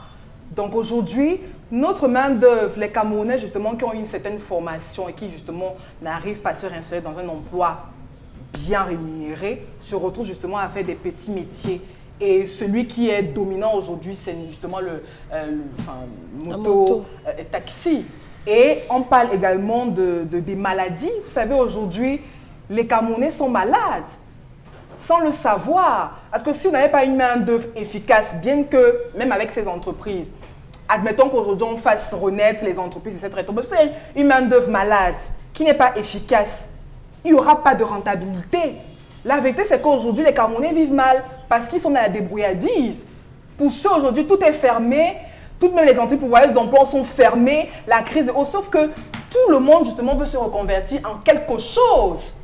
Et ce qui est là, c'est qu'on se débrouille dans des petites activités, des reconversions et autres. Maintenant, parce qu'on vit mal, Eric Fopoussi, on n'est pas en santé. Moi, je prends ce volet. On n'est pas en santé. Il y a notamment les risques de maladies cardiovasculaires, des cancers et autres. Parce que justement, on est dans la débrouillardise. Maintenant que les entreprises arrivent et qu'on ne réussit pas à assainir ce type de choses ou encadrer justement la main-d'œuvre, cela ne servira à rien. On peut bien reformer, mais donnons un cadre de vie propice aux Camerounais. Ça commence d'abord par là, le minimum, le strict minimum, à manger, à boire, de l'électricité, vraiment le minimum qui puisse permettre justement à une main-d'œuvre d'être rentable dans une entreprise proprement dite. D'accord. Alors, Chalamel, vous ajoutez un mot, je vous en prie. Vous savez, dans les années 80, avant qu'il y ait eu cette crise, 80-90 par là, dans toutes les entreprises, on recrutait. Il y avait un service technique. On recrutait des techniciens, on recrutait des plombiers, Donc ça suppose que lorsque l'entreprise fonctionne, s'il y a des soucis de tuyauterie, on n'avait pas besoin d'appeler quelqu'un. Il y avait le plombier de l'entreprise. Chaque structure avait son personnel. Mais ce n'est plus le cas aujourd'hui. Le principe de sous-traitance, le principe de la sous-traitance, ça fait en sorte que tel frère va écrire son histoire. Et c'est quand il a des besoins. Et c'est même une histoire qu'il tient dans le sac, une entreprise qui tient dans le sac. C'est lorsqu'il y a un tel problème, il fait la facture, il appelle le gars. Le gars doit quitter le quartier pour venir faire le travail. Lorsque le gars fait le travail, il lui dit « Va, tu passes me voir le soir à la maison, je vais te payer. » Jusqu'à ce qu'on découvre que des gars se faisaient de l'argent. Certaines personnes se faisaient de l'argent sur le dos des pauvres techniciens qui ont décidé aussi de se rabattre. Regardez aujourd'hui, faites le tour de Ndokpassi. Vous allez vous rendre compte que ceux qui viennent intervenir parfois, c'est des gars qui sortent de Bonaberi, c'est des gars qu'on appelle Agnala, c'est des gars qu'on appelle Vembogo. Donc vous voyez que c'est éparse. Maintenant, dans toutes les quincailleries, faites un tour dans toutes les sociétés, les quincailleries, vous allez vous rendre compte qu'il y a certains maçons qui viennent s'asseoir là. Ils attendent. Lorsque vous avez grande, vous êtes venu faire quoi? Non, je suis venu acheter les carreaux. Si vous n'avez pas de carreleur, je suis là. Hein. Mais vous travaillez, vous êtes en recruté. Non, je ne suis pas recruté. Je donne seulement un coup de main le soir, on me donne mes 1000 francs, on met 2000. Alors voilà comment on s'est retrouvé. Alors qu'on pouvait relancer l'office. La journée de la main-d'œuvre, on pouvait relancer cette structure. Ça allait permettre à tous de pouvoir bien s'en sortir. Descendez à Bonaberi. À la place, ils ont fait le FNE. Descendez à Bonaberi. Vous allez vous rendre compte que toutes les entreprises qui sont à Bonaberi recrutent le lendemain et vivent le soir. Ça veut dire que comme on vous recrute le matin, vous entrez travailler, le soir vous repartez, il faudra revenir le matin. Si on ne vous choisit pas, vous chômez. Allez voir à Bonaberi et toutes les entreprises, la zone industrielle. Vous allez voir les gens arrivent, ils sont massés. Souvent, c'est vous-même qui démissionnez parce que le travail qui est à la base, c'est vous allez vous trouver des maçons. C'est plus que l'esclavage. La main d'œuvre, je sais pas, moi j'ai parcouru l'histoire de l'Espagne, j'ai parcouru l'histoire du Portugal, de plusieurs pays, mais la main d'œuvre est respectée. On respecte la main d'œuvre, monsieur Eric Fopoussi. Allez voir ces gars qui travaillent, c'est pour 1000 francs, 1200. Quand vous posez, j'ai eu un diplôme en ceci, j'ai eu un diplôme en cela. Non, je suis un électricien formé, je suis ceci. Mais tu fais quoi ici à travailler dans l'huile? Tu fais quoi ici à bosser? Je n'ai pas de travail. On va à votre suite convoquer Karl Marx et sa lutte des classes, justement. La classe ouvrière, les prolétaires doivent également prendre le destin en main. C'est aussi évidemment une piste qu'il faut défricher. Il y avait les stages de vacances. Il y avait des stages de vacances. Moi, j'ai fait un stage en menuiserie. Oui. Moi, j'ai fait un stage à menuiserie où j'ai appris à manipuler le bois, j'ai manipulé après.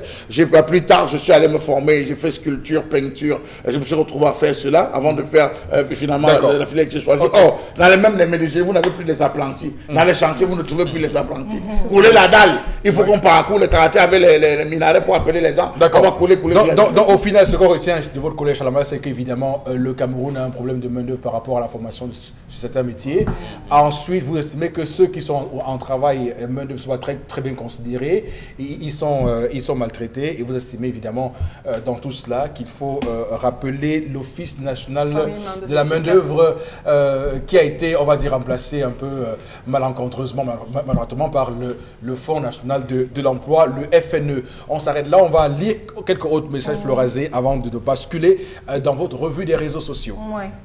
Jean à Yaoundé réagit par rapport à la colère. Le renouveau a expressément déconstruit le pays pour transformer la jeunesse en proie facilement accessible afin d'assouvir leur pratique. Bon, c'est lui qui le dit par rapport à la colère. Autre réaction de M. Ebele Adedo. Le régime qui gouverne le Cameroun n'a pas de bilan à présenter aux Camerounais. On constate que c'est l'échec de bout en bout. Mais c'est un bilan. Un bilan. Vous mettez la clé sous le paillasson. Vous déposez le bilan. Je me rappelle de cette phrase de Fabius qui, parlant d'un bilan négatif, évoquait le boulet. Que bon, on peut laisser le bilan parler du boulet. Voilà. Allez-y, Florazé, je vous en prie. Oui. Bon, je ne sais pas si... Bon, par rapport à la colère, peut-être il y a des filières au secondaire qui n'existent pas à l'université. Voilà. Oui, il y a plein de... Je pense que c'est F1 ou F2 ou 3. Bon, il ne continue plus, je pense bien. D'accord, très bien. Ok, merci. On va s'arrêter là. On va prendre tout de suite avec vous, Florazé, la revue des réseaux sociaux. Votre revue des réseaux sociaux. Oui, il faut aussi 3 informations pour cette journée. Mes chers Chérif Opoussi. Alors, la toute première, on commence en éducation avec ce BPC, ce fake news qui a fait le tour des réseaux sociaux et encore une fois de plus qui a confondu certains élèves. Rappelons qu'également face à la réaction même, comme certains internautes l'ont essayé de le dénoncer sur la toile, au communiqué justement gouvernemental ou alors la réaction des autorités administratives. On a quand même eu des élèves qui sont allés devant leur centre de composition par rapport justement à cette mauvaise information. Et c'était quand même, on est dans la région de l'Ouest, de ce communiqué du délégué régional des enseignements secondaires de l'Est qui lut par prudence.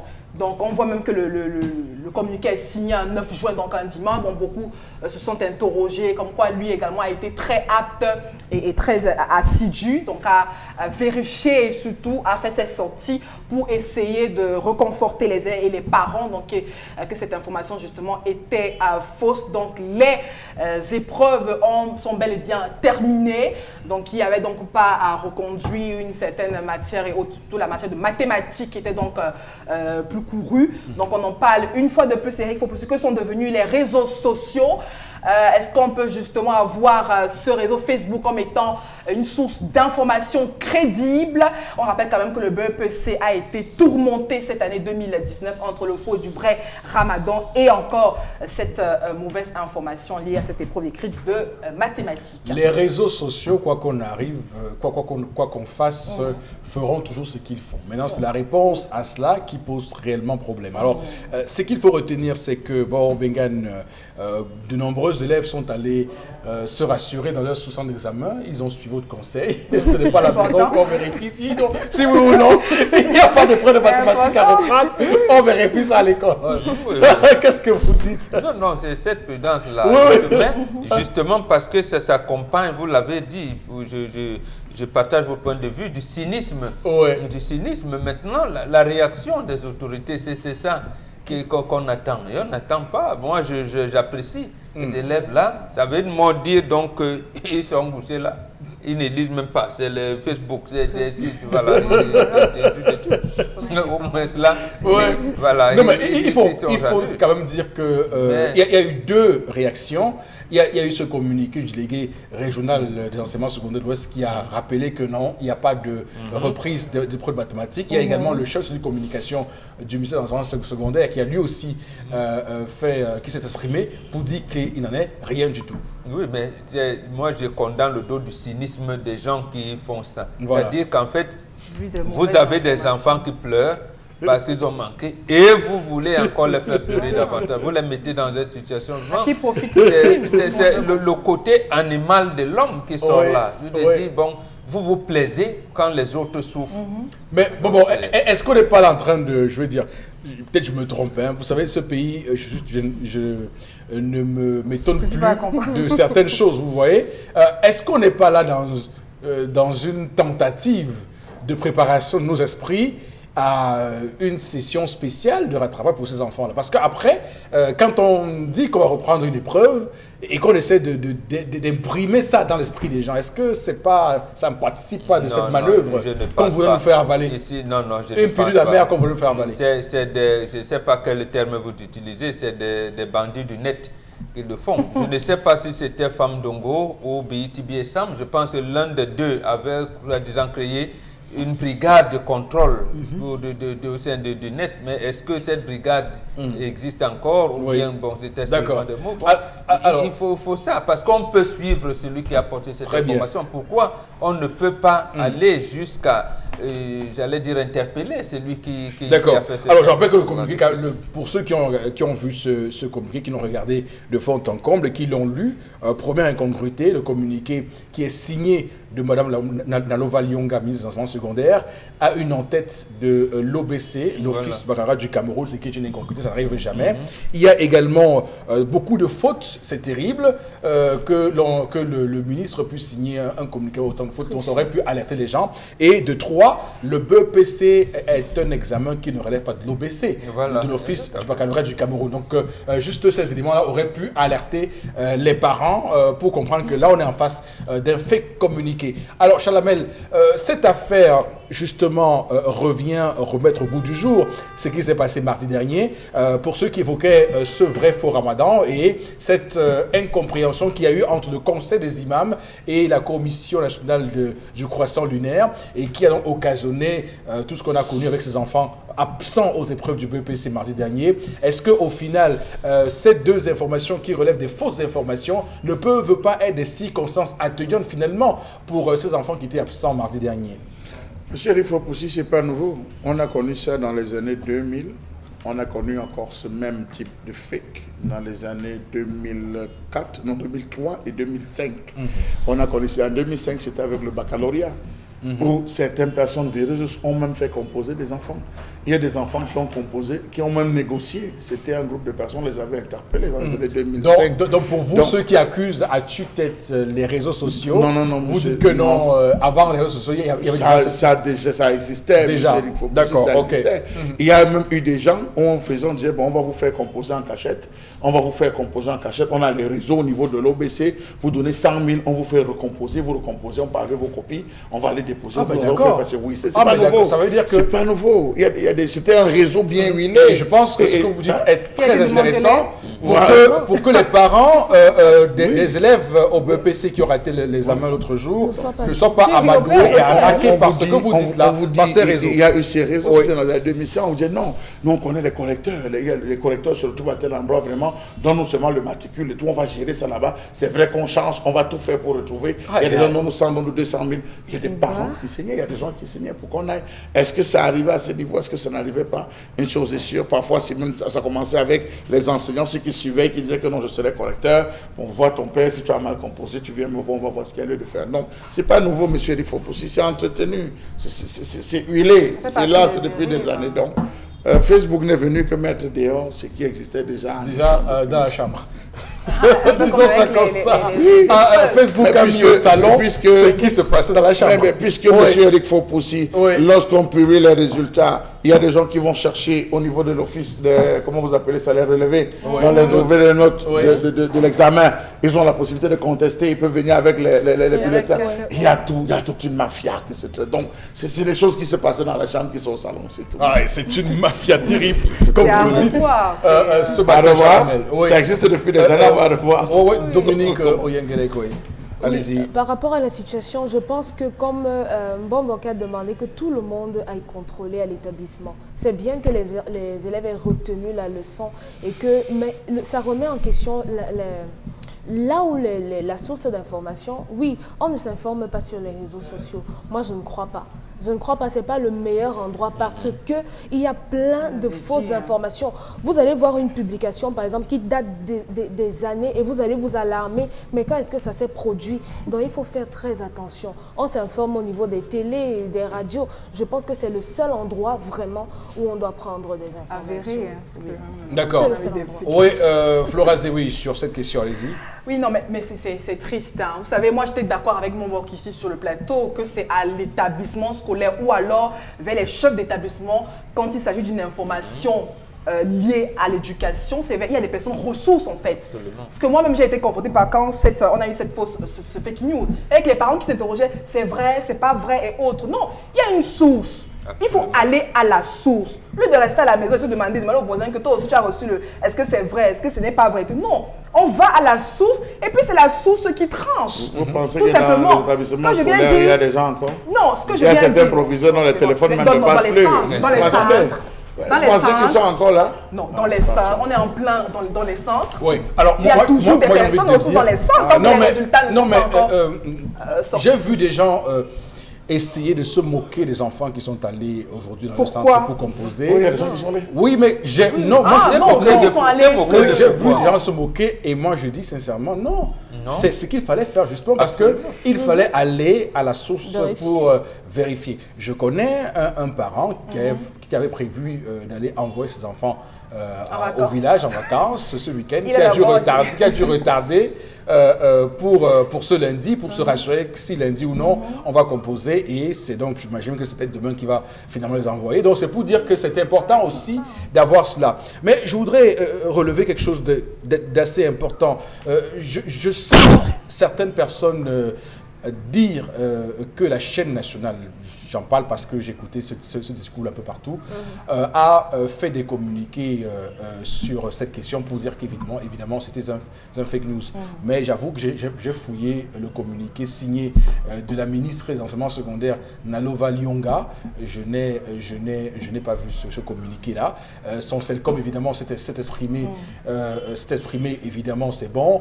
Le délégué régional des enseignements secondaires pour l'Ouest s'est également exprimé, c'est bon. Mais pour deux cas comme ça liés au BEPC, je commence un peu à accéder aux demandes des personnes qui estiment que notre ministre doit essayer un tout petit peu d'être beaucoup plus au-devant de la scène proactive. D'ailleurs, hier, j'écoutais encore un journaliste qui faisait un tout petit peu une peinture de son action au sein de ce ministère et que beaucoup de ses collaborateurs se plaignent qu'il faut parfois attendre très longtemps des instructions et que la communication au sein de ce département ministériel n'est pas très huilée. Donc il y a des choses qu'il faut remarquer. Je fais la comparaison avec son prédécesseur qui était là avant elle. Je ne pense pas qu'il y ait eu autant de couacs. Et je rappelle que c'était là vraiment son tout premier examen qu'elle organise à temps plein. Parce que l'an passé, quand elle arrive en mars, elle prend le train en marche laissé par M. Gabé. Donc il faut voir ça pour essayer de corriger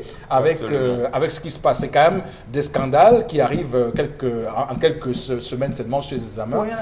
Voilà. Donc, et surtout, elle encadre les enfants qui ont entre 10 et 18-20 ans. Voilà. Donc les gens qui, je ne dis pas tête en l'air, mais qui sont dans les réseaux sociaux. Donc il faut avoir... Le département ministériel doit réviser sa politique de communication, doit être proactif. Effectivement, là vous avez raison. Pour la CRTV, non, c'est le service information qui a appelé, comme disait Flora, pour recouper l'information qui circulait. Et c'est sur la base de ce recoupement qu'ils ont fait un papier pour dire que c'était nous. Mais elle n'a pas fait de communication. Voilà. Donc, merci de nous rassurer ce matin. D'ailleurs, l'autre jour, je demandais est-ce que le ministère de l'enseignement secondaire a un compte Facebook ou un compte Twitter.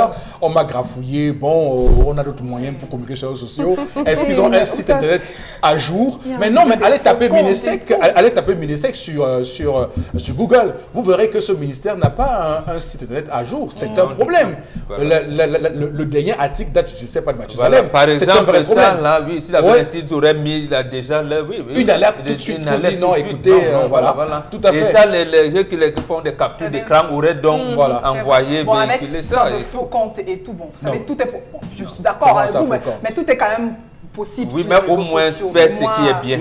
Mais moi, à 80%, je fais totalement confiance aux réseaux sociaux quand on parle d'information. On a piraté votre compte comme le mien. Ça vous a empêché de le créer? Non, j'ai justement, ça il y a tous les moyens que l'État dispose. On a piraté même le compte de la présidente de la République. On y a mis des photos. Très bien. On a même piraté le site de Cameroun Tribune. Donc, pour tout vous dire, en réalité, il y a un ministère, par exemple, comme le ministère du Commerce, qui communique beaucoup sur Facebook. La réunion d'hier avec les transporteurs routiers, juste à la fin de la réunion, ils ont fait un communiqué, ils ont publié sur leur page Facebook pour dire clairement que la grève d'aujourd'hui est annulée, est suspendue, est levée. Donc, en temps réel, il y a des ministères qui communiquent d'ailleurs. Donc, il faut aussi que ce ministère-là, comme on l'a dit, qui gère les enfants d'un certain âge, qui sont habitués à ces réseaux sociaux-là, puisse adapter sa communication par rapport à ce réseau social-là. Pourquoi pas? Ça se fait ailleurs, au Cameroun, on peut le faire. On va prendre notre information ce matin. Florence, je vous en prie. Oui, il faut aussi, à travers ces marches, la marche du MRC pour le 8 juin dernier, pour ce week-end. Rappelons qu'on a encore eu quelques interpellations. Ce sont plus environ 550 militants également du MRC qui ont encore été arrêtés. On fait quand même le ratio en une semaine. Certains sur la toile estiment que c'est un peu trop. Et des arrestations qui ne semblent pas aussi, en tout cas, ébranler la détermination de ce parti qui a donc annoncé pas mal de marches, et notamment on a encore vécu celle de ce week-end. Et puis même dans un communiqué à travers ces différentes interpellations, le MRC estime qu'on a encore ainsi arbitrairement et brutalement arrêté certains, et également à travers cette journée du 8 juin, malgré une forte présence également des forces du maintien de l'ordre dans des lieux stratégiques dans la ville de Yaoundé pour la journée de samedi. Donc plusieurs dizaines de militants aussi du parti sont descendus donc dans la rue Éric Fopoussi pour revendiquer, comme on le rappelle entre autres, la libération de leur leader et également de certains militants de ses alliés et la mise sur pied d'un code électoral, des revendications qui restent en tout cas au cœur même du parti de Maurice Kamto. Pas seulement, il y a 4 revendications évidemment. Oui, il y a également la Cannes 2019 et la guerre au reste au sud-ouest.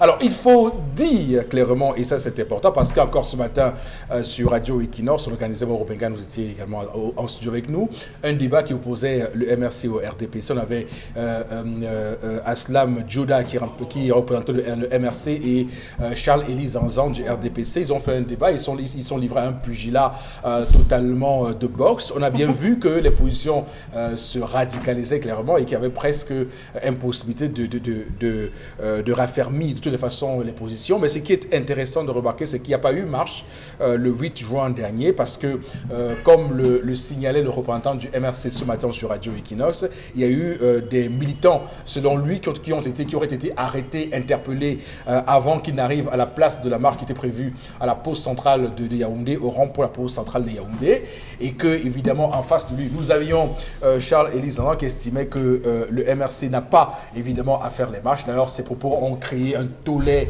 sur les réseaux sociaux, parce qu'il a estimé qu'un parti politique n'a pas vocation à parler des affaires de la Cannes, des affaires du Nord-Ouest. Ils doivent juste s'intéresser au suffrage universel, d'obtenir un mandat électif et basta. Et on lui rappelait qu'évidemment la fonction tribunicienne d'un parti politique, c'est également la formation des masses. C'est écrit et c'est consigné.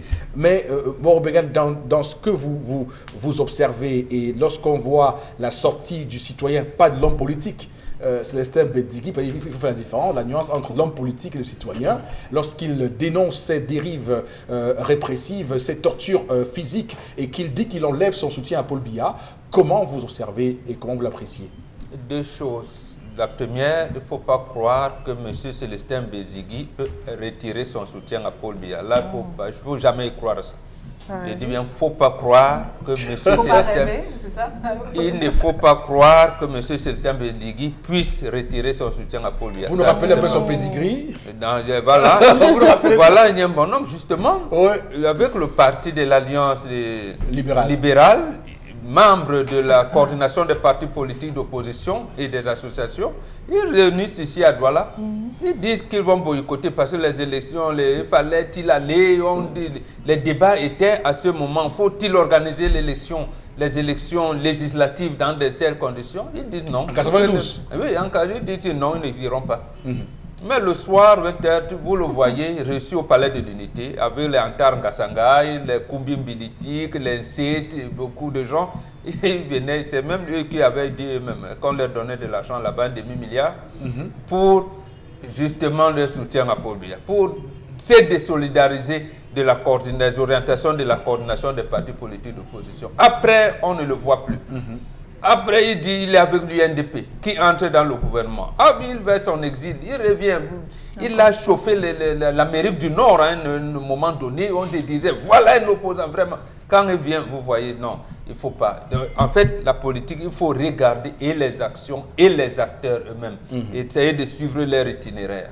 Maintenant, comme citoyen, et oui, ce qu'il dit est vrai, mais justement, c'est ça le danger avec ceux qui ont déjà la casquette de leader d'opinion, de dirigeant d'un parti politique.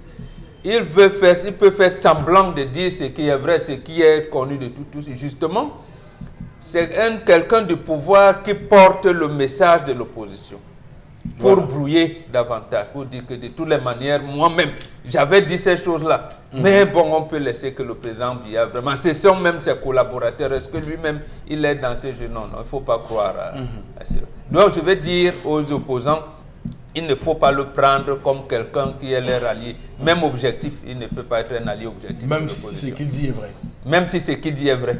Il ne peut pas être un allié objectif de l'opposition. Voilà, très bien. Maintenant, pour le MRC, non, je pense qu'ils ont dit que leur bilan est positif, qu'ils ont reçu ce qu'ils voulaient, parce que après, nous ne sommes pas dans les stratégies des partis politiques. Oui. Vous savez, ils disaient qu'ils voulaient dénoncer le fait qu'on dise que le Cameroun est un état de droit. Et ils ont donc pris cette difficulté que les partis politiques ont à organiser les simples manifestations. Et je pense, si c'est ça l'orientation, ils ont réussi à 200%. Non seulement on a empêché ces manifestations, on a arrêté les dirigeants, il y en a même sur qui on a tiré. Maître Ndoki, Célestin Djamène. Ils ont eu, après, et on nous dit que non, c'était le make-up, voilà. Vous voyez donc, ça fait en fait que la démonstration, l'action du MRC a montré que nous tirons vers, permettez l'expression, j'allais dire dictature, mais on a dépassé, vers la tyrannie. Donc c'est tout ça. Vous allez jusque-là? Oui, nous tirons vers. Et vous savez ce que représente le troisième considérant de la Déclaration universelle des droits de l'homme. Il a semblé quand même hier, d'ailleurs depuis quelques semaines au Cameroun, qu'il y a un débat sur la question de l'insurrection. On estime qu'évidemment que toutes ces marches qui sont annoncées ont une logique insurrectionnelle. Mon ami, si vous lisez le livre... Vous avez dit mon ami, hein? Oui, mon ami. Je suis votre ami. Je suis votre ami. Si vous lisez le livre de l'ancien commissaire de police retraité Pierre Ella, le calice et le glaive, il dit, vous ne pouvez pas organiser l'insurrection si vous n'êtes pas en accord avec une partie des services de renseignement. Si vous n'êtes pas. Ça veut dire quoi? Ça veut dire que soit le MRC n'organisait pas une manifestation, sinon on les aurait arrêtés avant.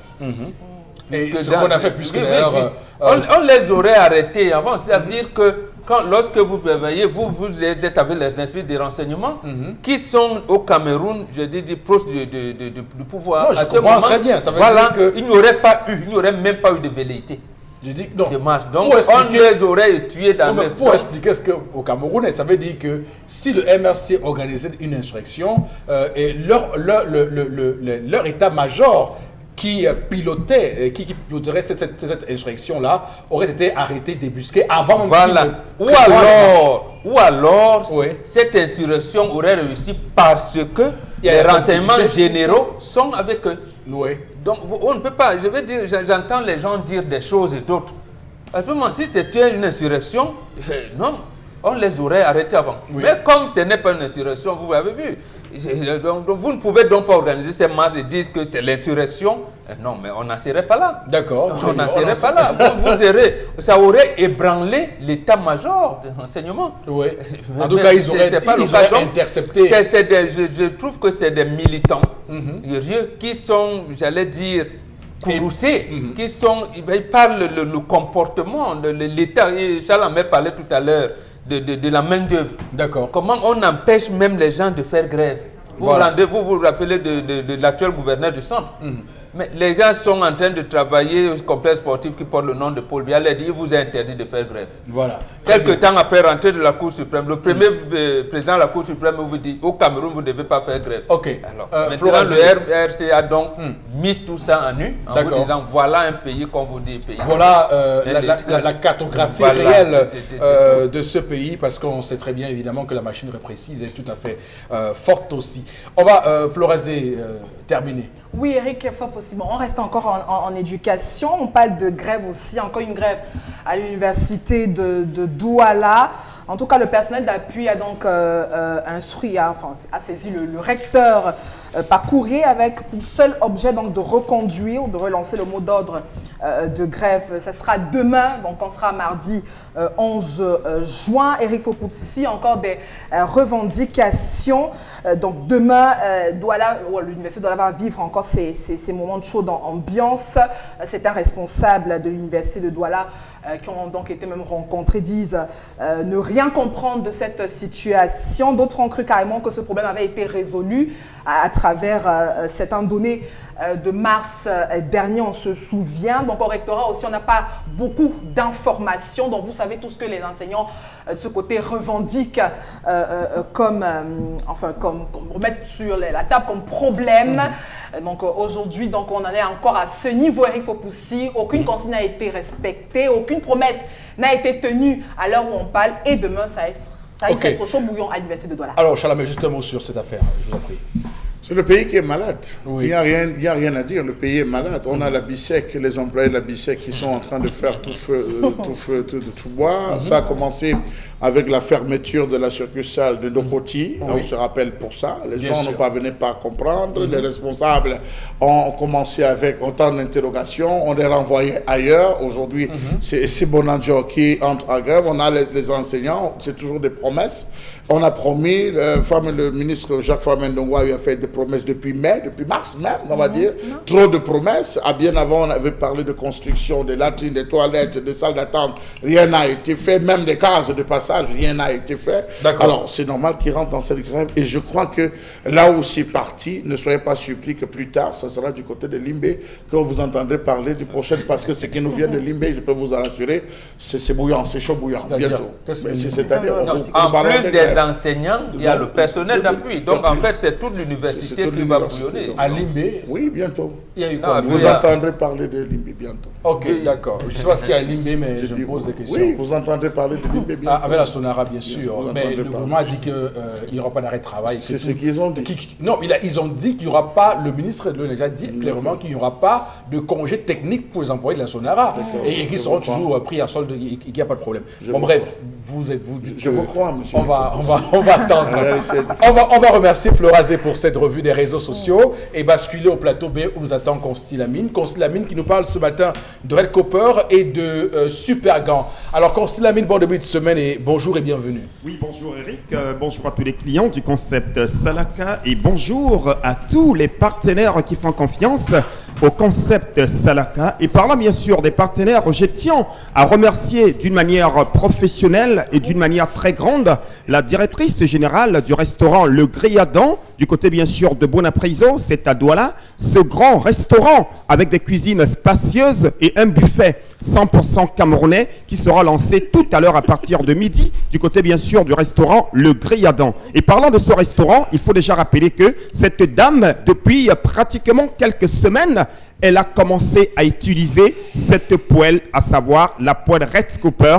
Et depuis qu'elle utilise le Red Cooper, les cuisiniers du Gré-Adam, les clients du restaurant Le Gré-Adam sont tellement contents de plus en plus parce que Red Cooper ne colle pas, parce que Red Cooper c'est nyanga, parce que Red Cooper on n'a pas besoin d'utiliser de l'huile pour faire ses fritures. Alors là, mesdames, mesdemoiselles, messieurs, n'hésitez surtout pas. C'était donc là une manière de remercier la directrice du restaurant Le Gré-Adam à Bonapriso en plein cœur de Douala. Alors à l'instant, nous passons à la présentation une fois de plus de cette poêle que vous connaissez déjà très bien, mais la répétition est l'art de la communication. Alors j'attire l'attention de tous ceux qui regardent en ce moment. C'est les vacances, les enfants sont à la maison. Alors vous avez besoin de faire des crêpes à ces enfants tous les matins. Vous avez besoin de faire des gâteaux. Vous avez besoin de faire de la friture. Les plantains frits, ils adorent les plantains frits. Ces enfants adorent les pommes frites. Alors ceux qui ont besoin de réaliser tous ces éléments de cuisine dans de très bonnes conditions, je vous conseille la poêle Red Cooper que vous retrouverez au prix de 14 000 francs du côté bien sûr du magasin 1001 tapis. Je dis bien 14 000 francs, une poêle de qualité supérieure. Une poêle pas comme les autres, vous l'avez à 14 000 francs au magasin 1001 tapis. À côté bien sûr de la poêle Red Cooper, vous avez également ces paires de gants. Ce sont des gants de cuisine faits à base de silicone. Le rôle de ces gants, il faut vous le rappeler de temps en temps, ces gants nous permettent de retirer les aliments qui sont en pleine cuisson. Ces gants sécurisent nos doigts. Vous les avez à 5 000 francs, une paire de gants. Et quand on parle de paire de gants, c'est 2 gants qui font 5 000 du côté du magasin 1001 tapis. Et ceux qui ont besoin de l'ensemble, notamment la poêle et la paire de gants, vous débousserez la somme de 16 500 francs. C'est bel et bien vendu au magasin 1001 tapis. Les numéros de téléphone s'affichent à l'écran. Ceux qui sont hors de la ville de Douala, appelez-nous tout simplement. Vous serez livré à domicile grâce à nos différents partenaires de livraison. Que vous soyez à Garoua, à Maroua, en Guelemendouka, à Bonapriso, à Bali, appelez dès à présent et commandez la poêle Red Cooper au prix de 14 000 francs ou alors la poêle et la paire de gants au prix de 16 500 francs. Un conseil, chers téléspectateurs, acheter une poêle c'est bien, mais l'acheter au concept Salaka du côté du magasin 1001 tapis, c'est encore mieux parce que les poêles du concept Salaka, c'est la qualité totale, c'est tout simplement Maniaka Malambo. Donc motote à la au magasin 1001 tapis, anda poêle Red Cooper. Nyani poêle et si mabatame. Poêle Red Cooper, nyende mangolo. Poêle Red Cooper et manga sou e boam. Te bende nyomo, te bende makero, te bende ba, te bende nyama, te bende uba. Nin poêle Red Cooper, ono jen tatan. Et si makole, ala tatan, o jandamo, ibanjana motote, nye sengalemba tatan, angambene poêle Red Cooper, omboa, na somjita, isona ponda. Merci beaucoup, Constilamine, pour cette vente sur Equinox Télévision. Madame, monsieur, le programme se poursuit avec dans un instant interpellation. On va regarder l'élément et ensuite nous serons de retour pour les commentaires sur ce plateau. À tout de suite.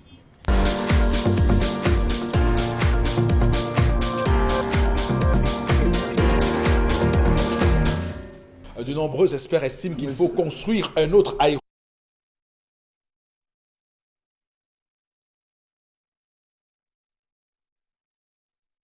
Ce plateau, madame, monsieur, petit bug, évidemment, on s'excuse pour cela. On va lire quelques messages en attendant de pouvoir réparer tout cela. Avec vous, Florazé, quelques messages de nos téléspectateurs et ensuite nous reviendrons à la roue de l'interpellation de ce matin. On nous signale que c'est bon, donc on peut y aller tout de suite avec interpellation. Ou pas. On y va ou pas si on...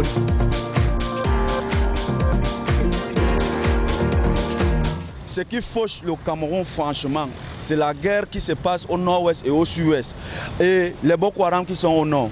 En voilà les 3 sujets qu'il faut faire et pour que le Cameroun doit avoir un bon développement. Parce que de un, quand tu regardes la guerre qui se passe au nord-ouest et au sud-ouest, ça fait que beaucoup d'investisseurs qui devaient venir investir pour faire peut-être des commerces au Cameroun, ils ont peur pour ne pas venir investir l'argent dans un pays où il y a turbulence. Parce que quand quelqu'un réfléchit, c'est millions qui va venir verser peut-être à Bamenda.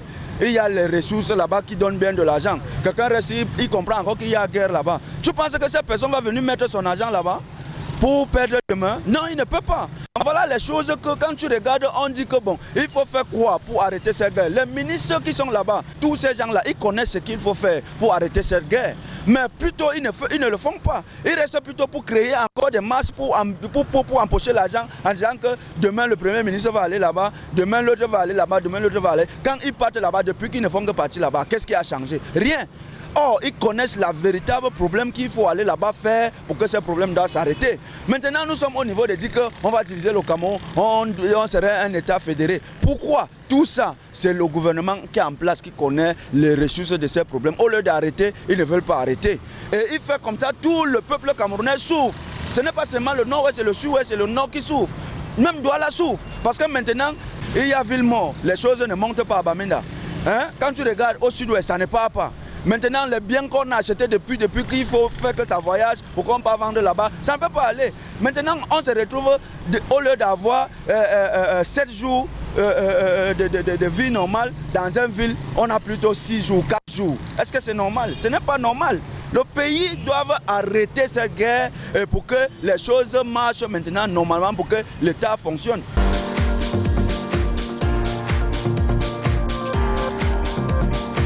Retour sur ce plateau, madame, messieurs, avec le compatriote qui parle du risque pays et les investisseurs étrangers au Cameroun dans un contexte de conflit armé comme on le voit actuellement dans le nord-est et le sud-ouest. On va dire que, et le marteler, que le département des Bamboutos dans la région de l'ouest par exemple, qui accueille un grand nombre d'agriculteurs qui font de l'élevage des poulets et qui produisent également des œufs, sont aujourd'hui dans une situation très compliquée puisque vous savez que eux ils livraient la plupart de leur bétail au Nigeria en passant par Bamenda.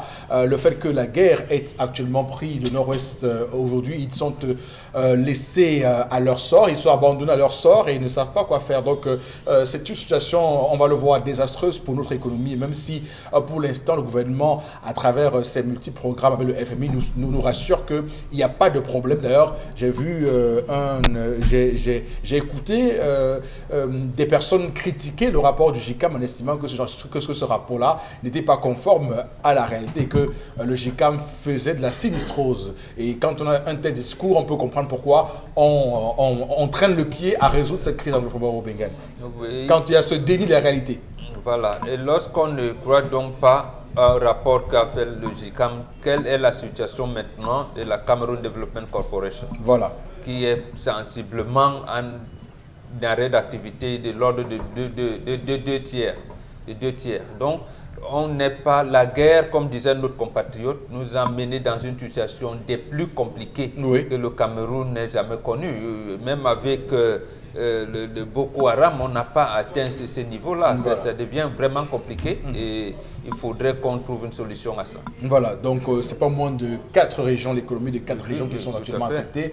La région de l'Ouest, l'île littoral, le Nord-Est et le Sud-Ouest. C'est que peut-être beaucoup de gens ne savent pas, c'est que la région du Sud-Ouest, c'est le plus grand bassin de production de cacao du Cameroun. Ouais. Voilà. Et si on n'en est pas, on ne peut comment peut-on oser dire sur une télé que ça n'a pas d'impact justement sur la santé économique du Cameroun, puisque ils estiment que le gouvernement a réussi à récolter plus de recettes fiscales que prévu au premier trimestre de l'année 2019 et que dans ce cas-là, il faut circuler, il n'y a rien à voir.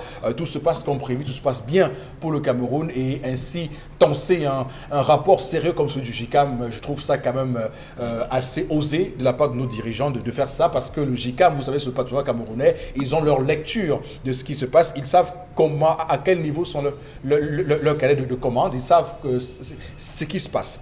On va s'arrêter là pour cette interpellation ce matin, madame, monsieur. Prendre Constille Lamine une fois de plus, avec qui on parle de Vambio ce matin. Constille Lamine, c'est à vous une fois de plus, hein. Allez-y. Bien entendu, Eric, le concept Salaka revient à nouveau, cette fois-ci pour parler santé, cette fois-ci pour parler prévention des AVC, cette fois-ci pour parler réduction des complications du diabète, et c'est pour parler, bien entendu, de ce complément alimentaire que voici, le Von Bio Oméga 3. Oui, ça fait plusieurs mois que le concept Salaka représente ce complément alimentaire au Cameroun et en Afrique.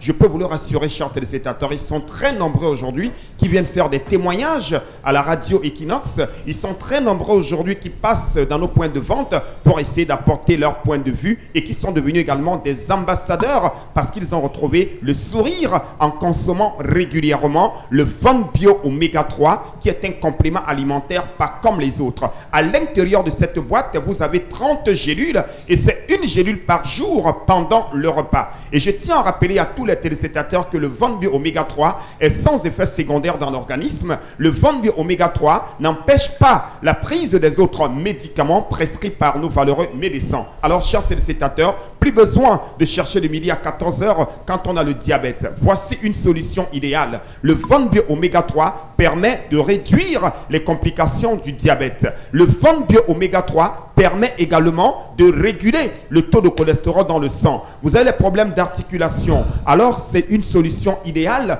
pour combattre les problèmes d'articulation. Il permet également, bien entendu, de faciliter la guérison des inflammations. Le Von Bio Oméga 3 nous prévient également des maladies liées au vieillissement telles que l'Alzheimer. Il permet également de nous prévenir, c'est-à-dire bien entendu contre l'AVC. Voilà donc quelques avantages liés à la consommation régulière, je le rappelle, sans effet secondaire dans l'organisme du Von Bio Oméga 3. Vous le retrouverez dans notre point de vente en face du Palais d'Ika, c'est en plein cœur d'Aqua, au prix de 5 500 francs. Le prix n'a pas changé et ne changera jamais parce que le concept Salaka maintient ses prix. Le concept Salaka est là pour satisfaire la population mondiale. Vous avez donc à 5 500 francs une boîte de 30 gélules du côté bien sûr de notre point de vente en plein cœur d'Aqua. À côté bien sûr du Von Bio Oméga 3, on a également cette lotion. C'est un lait de toilette médical uniquement pour les diabétiques. Votre peau, elle est sensible, elle est délicate, elle est fragile. Voici un lait de toilette qui vous permettra d'avoir une belle peau. Ah ben oui, ça joue une très très belle peau, chers téléspectateurs. Ce lait de toilette, vous l'avez à 6 000, toujours dans notre point de vente en plein cœur d'Aqua. Et ceux qui sont hors de la ville de Douala, il vous suffira tout simplement de nous appeler à nos numéros de téléphone et vous aurez toutes les informations relatives à une éventuelle livraison. Que vous soyez à Yaoundé, à Garoua, en Gaoundéré, au Gabon, au Tchad, en RCA, appelez directement le concept Salaka et vous serez livré dans les 48 heures au plus tard, bien entendu. Alors n'hésitez surtout, chers téléspectateurs, bien entendu, comme dirait quelqu'un, prévenir vaut mieux que souffrir. Le Von Bio Oméga 3, c'est votre complément alimentaire. La lotion, c'est votre lait de toilette pour les diabétiques. Vous l'avez à 6 000 francs pour la lotion et le Von Bio Oméga 3 à 5 500 francs pour une boîte de 30 gélules. Merci beaucoup et rendez-vous au téléphone ou alors dans notre point de vente en plein cœur d'Aqua, ouvert tous les jours de lundi à samedi. Merci Consti. On va sortir de ce programme Florazé avec quelques message que nous avons reçu de la part de nos téléspectateurs ce matin. C'est important aussi de relayer ce qu'ils pensent. Allez-y, je vous en prie pour quelques-uns de ces messages. À l'ouest, Nicodème Sénir réagit. Il dit que les chaînes de radio, les télés également devraient vulgariser le plus tôt possible aussi par le démenti de cette information. Cette fausse information et mener aussi les recherches de l'origine de cette information. C'est ce qu'on a fait ce matin très tôt sur Radio Equinox. On l'a encore fait sur ce plateau, donc voilà. Mais il faut aussi en vouloir à ses enfants, beaucoup plus à leurs parents. Ça ne coûtait rien aux parents justement d'aller vérifier dans les différents centres d'examen en cas d'incertitude. Je crois que certains l'ont fait. Car il ne s'agit pas d'une simple séquence, mais d'un examen officiel. Donc, ces enfants devraient prendre un peu plus de précautions et se rassurer pour ne pas perdre un an dans des conditions aussi bizarres. Autre réaction, pendant les mois d'examen, des centres d'examen sont ouverts, même les dimanches. D'accord. Il y a eu tellement de réactions par rapport à ça. Tous les élèves de la région de l'Est, plus particulièrement dans le lycée de Tigaza à Bertois, étaient tous devant le lycée aujourd'hui pour aller voir et vérifier. C'est Ganza, élève en classe de 3e chinois qui réagit. 3e chinois. Mandarin. Bon, oui, mandarin. D'accord, ok. D'accord. Donc, on a dit qu'en dehors de donc l'impérialisme, nous avons introduit l'impérialisme chinois chez nous. Nous avons français, anglais, allemand, espagnol. Nous avons invité. Nous avons invité Cornelius. On a invité Cornelius. Si, dans les écoles confessionnelles. On a invité Cornelius au Cameroun, donc en Afrique. Il est là, bien en place. Mao également. Oui. Mao Tse-tung. Autre réaction, il y a une main d'œuvre. Il y a une main d'œuvre dans tous les domaines, mais pas d'accès au travail à cause de la passivité du gouvernement, de la sélection des employés également par connaissance. Quelqu'un est derrière quelqu'un. D'accord. On parle de manœuvre qualifiée. On parle de manœuvre qualifiée. Vous ne pouvez pas avoir même votre ventilateur qui tombe en la main, votre réfrigérateur, vous pouvez le trouver où? D'accord, très bien. Alors, on va sortir de ce programme ce matin. On va surtout rappeler que Cabral Libye est actuellement en France. Il a été élu homme politique africain de l'année, le prix JIFA. Ce prix qui est donc, ce prix qui a été, selon ses équipes, gagné par Guillaume Soro et par Abdoulaye Wade, mais sauf que actuellement il y a Vincent Sosten Fouda, homme politique, estime que c'est un fait que ce prix n'existe pas, qu'il allait sur le site et nous a vu sur le site web de JIFA pour voir effectivement qu'il y a eu un fait. Il estime également que la réunion avec les parlementaires à l'Assemblée nationale française n'était pas également vraie, puisqu'il a donné, il a publié sur sa page des images justement des parlementaires français, on voit très bien qui ils sont. Et on va également parler de Basile Ader. Il est, on va le dire, vice-bâtonnier du barreau de Paris. Il était au Cameroun, il n'a pas pu rencontrer Maurice Kamto. Il se plaint de cela, il en parle sur les réseaux sociaux lui également. On va dire qu'il n'a pas eu la chance que Dupond-Moretti, l'autre avocat français qui était venu au Cameroun et qui avait réussi à rencontrer Maurice Kamto et même d'ailleurs donné une conférence de presse. Mais le vice-bâtonnier du barreau de Paris n'a pas pu évidemment rencontrer celui qu'il appelle son client, Maurice Kamto, malheureusement. Des Lions de qui? Des Lions. Des Lions, oui. Un match ce soir à 20h, Cameroun-Canada. C'est notre première entrée dans cette compétition. Ce soir, Cameroun-Canada. Nous serons évidemment derrière nos indomptables, évidemment, avec Gaël Engan. Apparemment, les autres Africaines n'ont pas fait bonne figure. Ah non. Voilà, avec Gaël Enganamu. Il faut dire quand même que le football féminin gagne en attrait, quand même. On va le dire. Merci à tout le monde. Passez un très bon lundi. On se retrouve demain 10h. Que Dieu bénisse le Cameroun.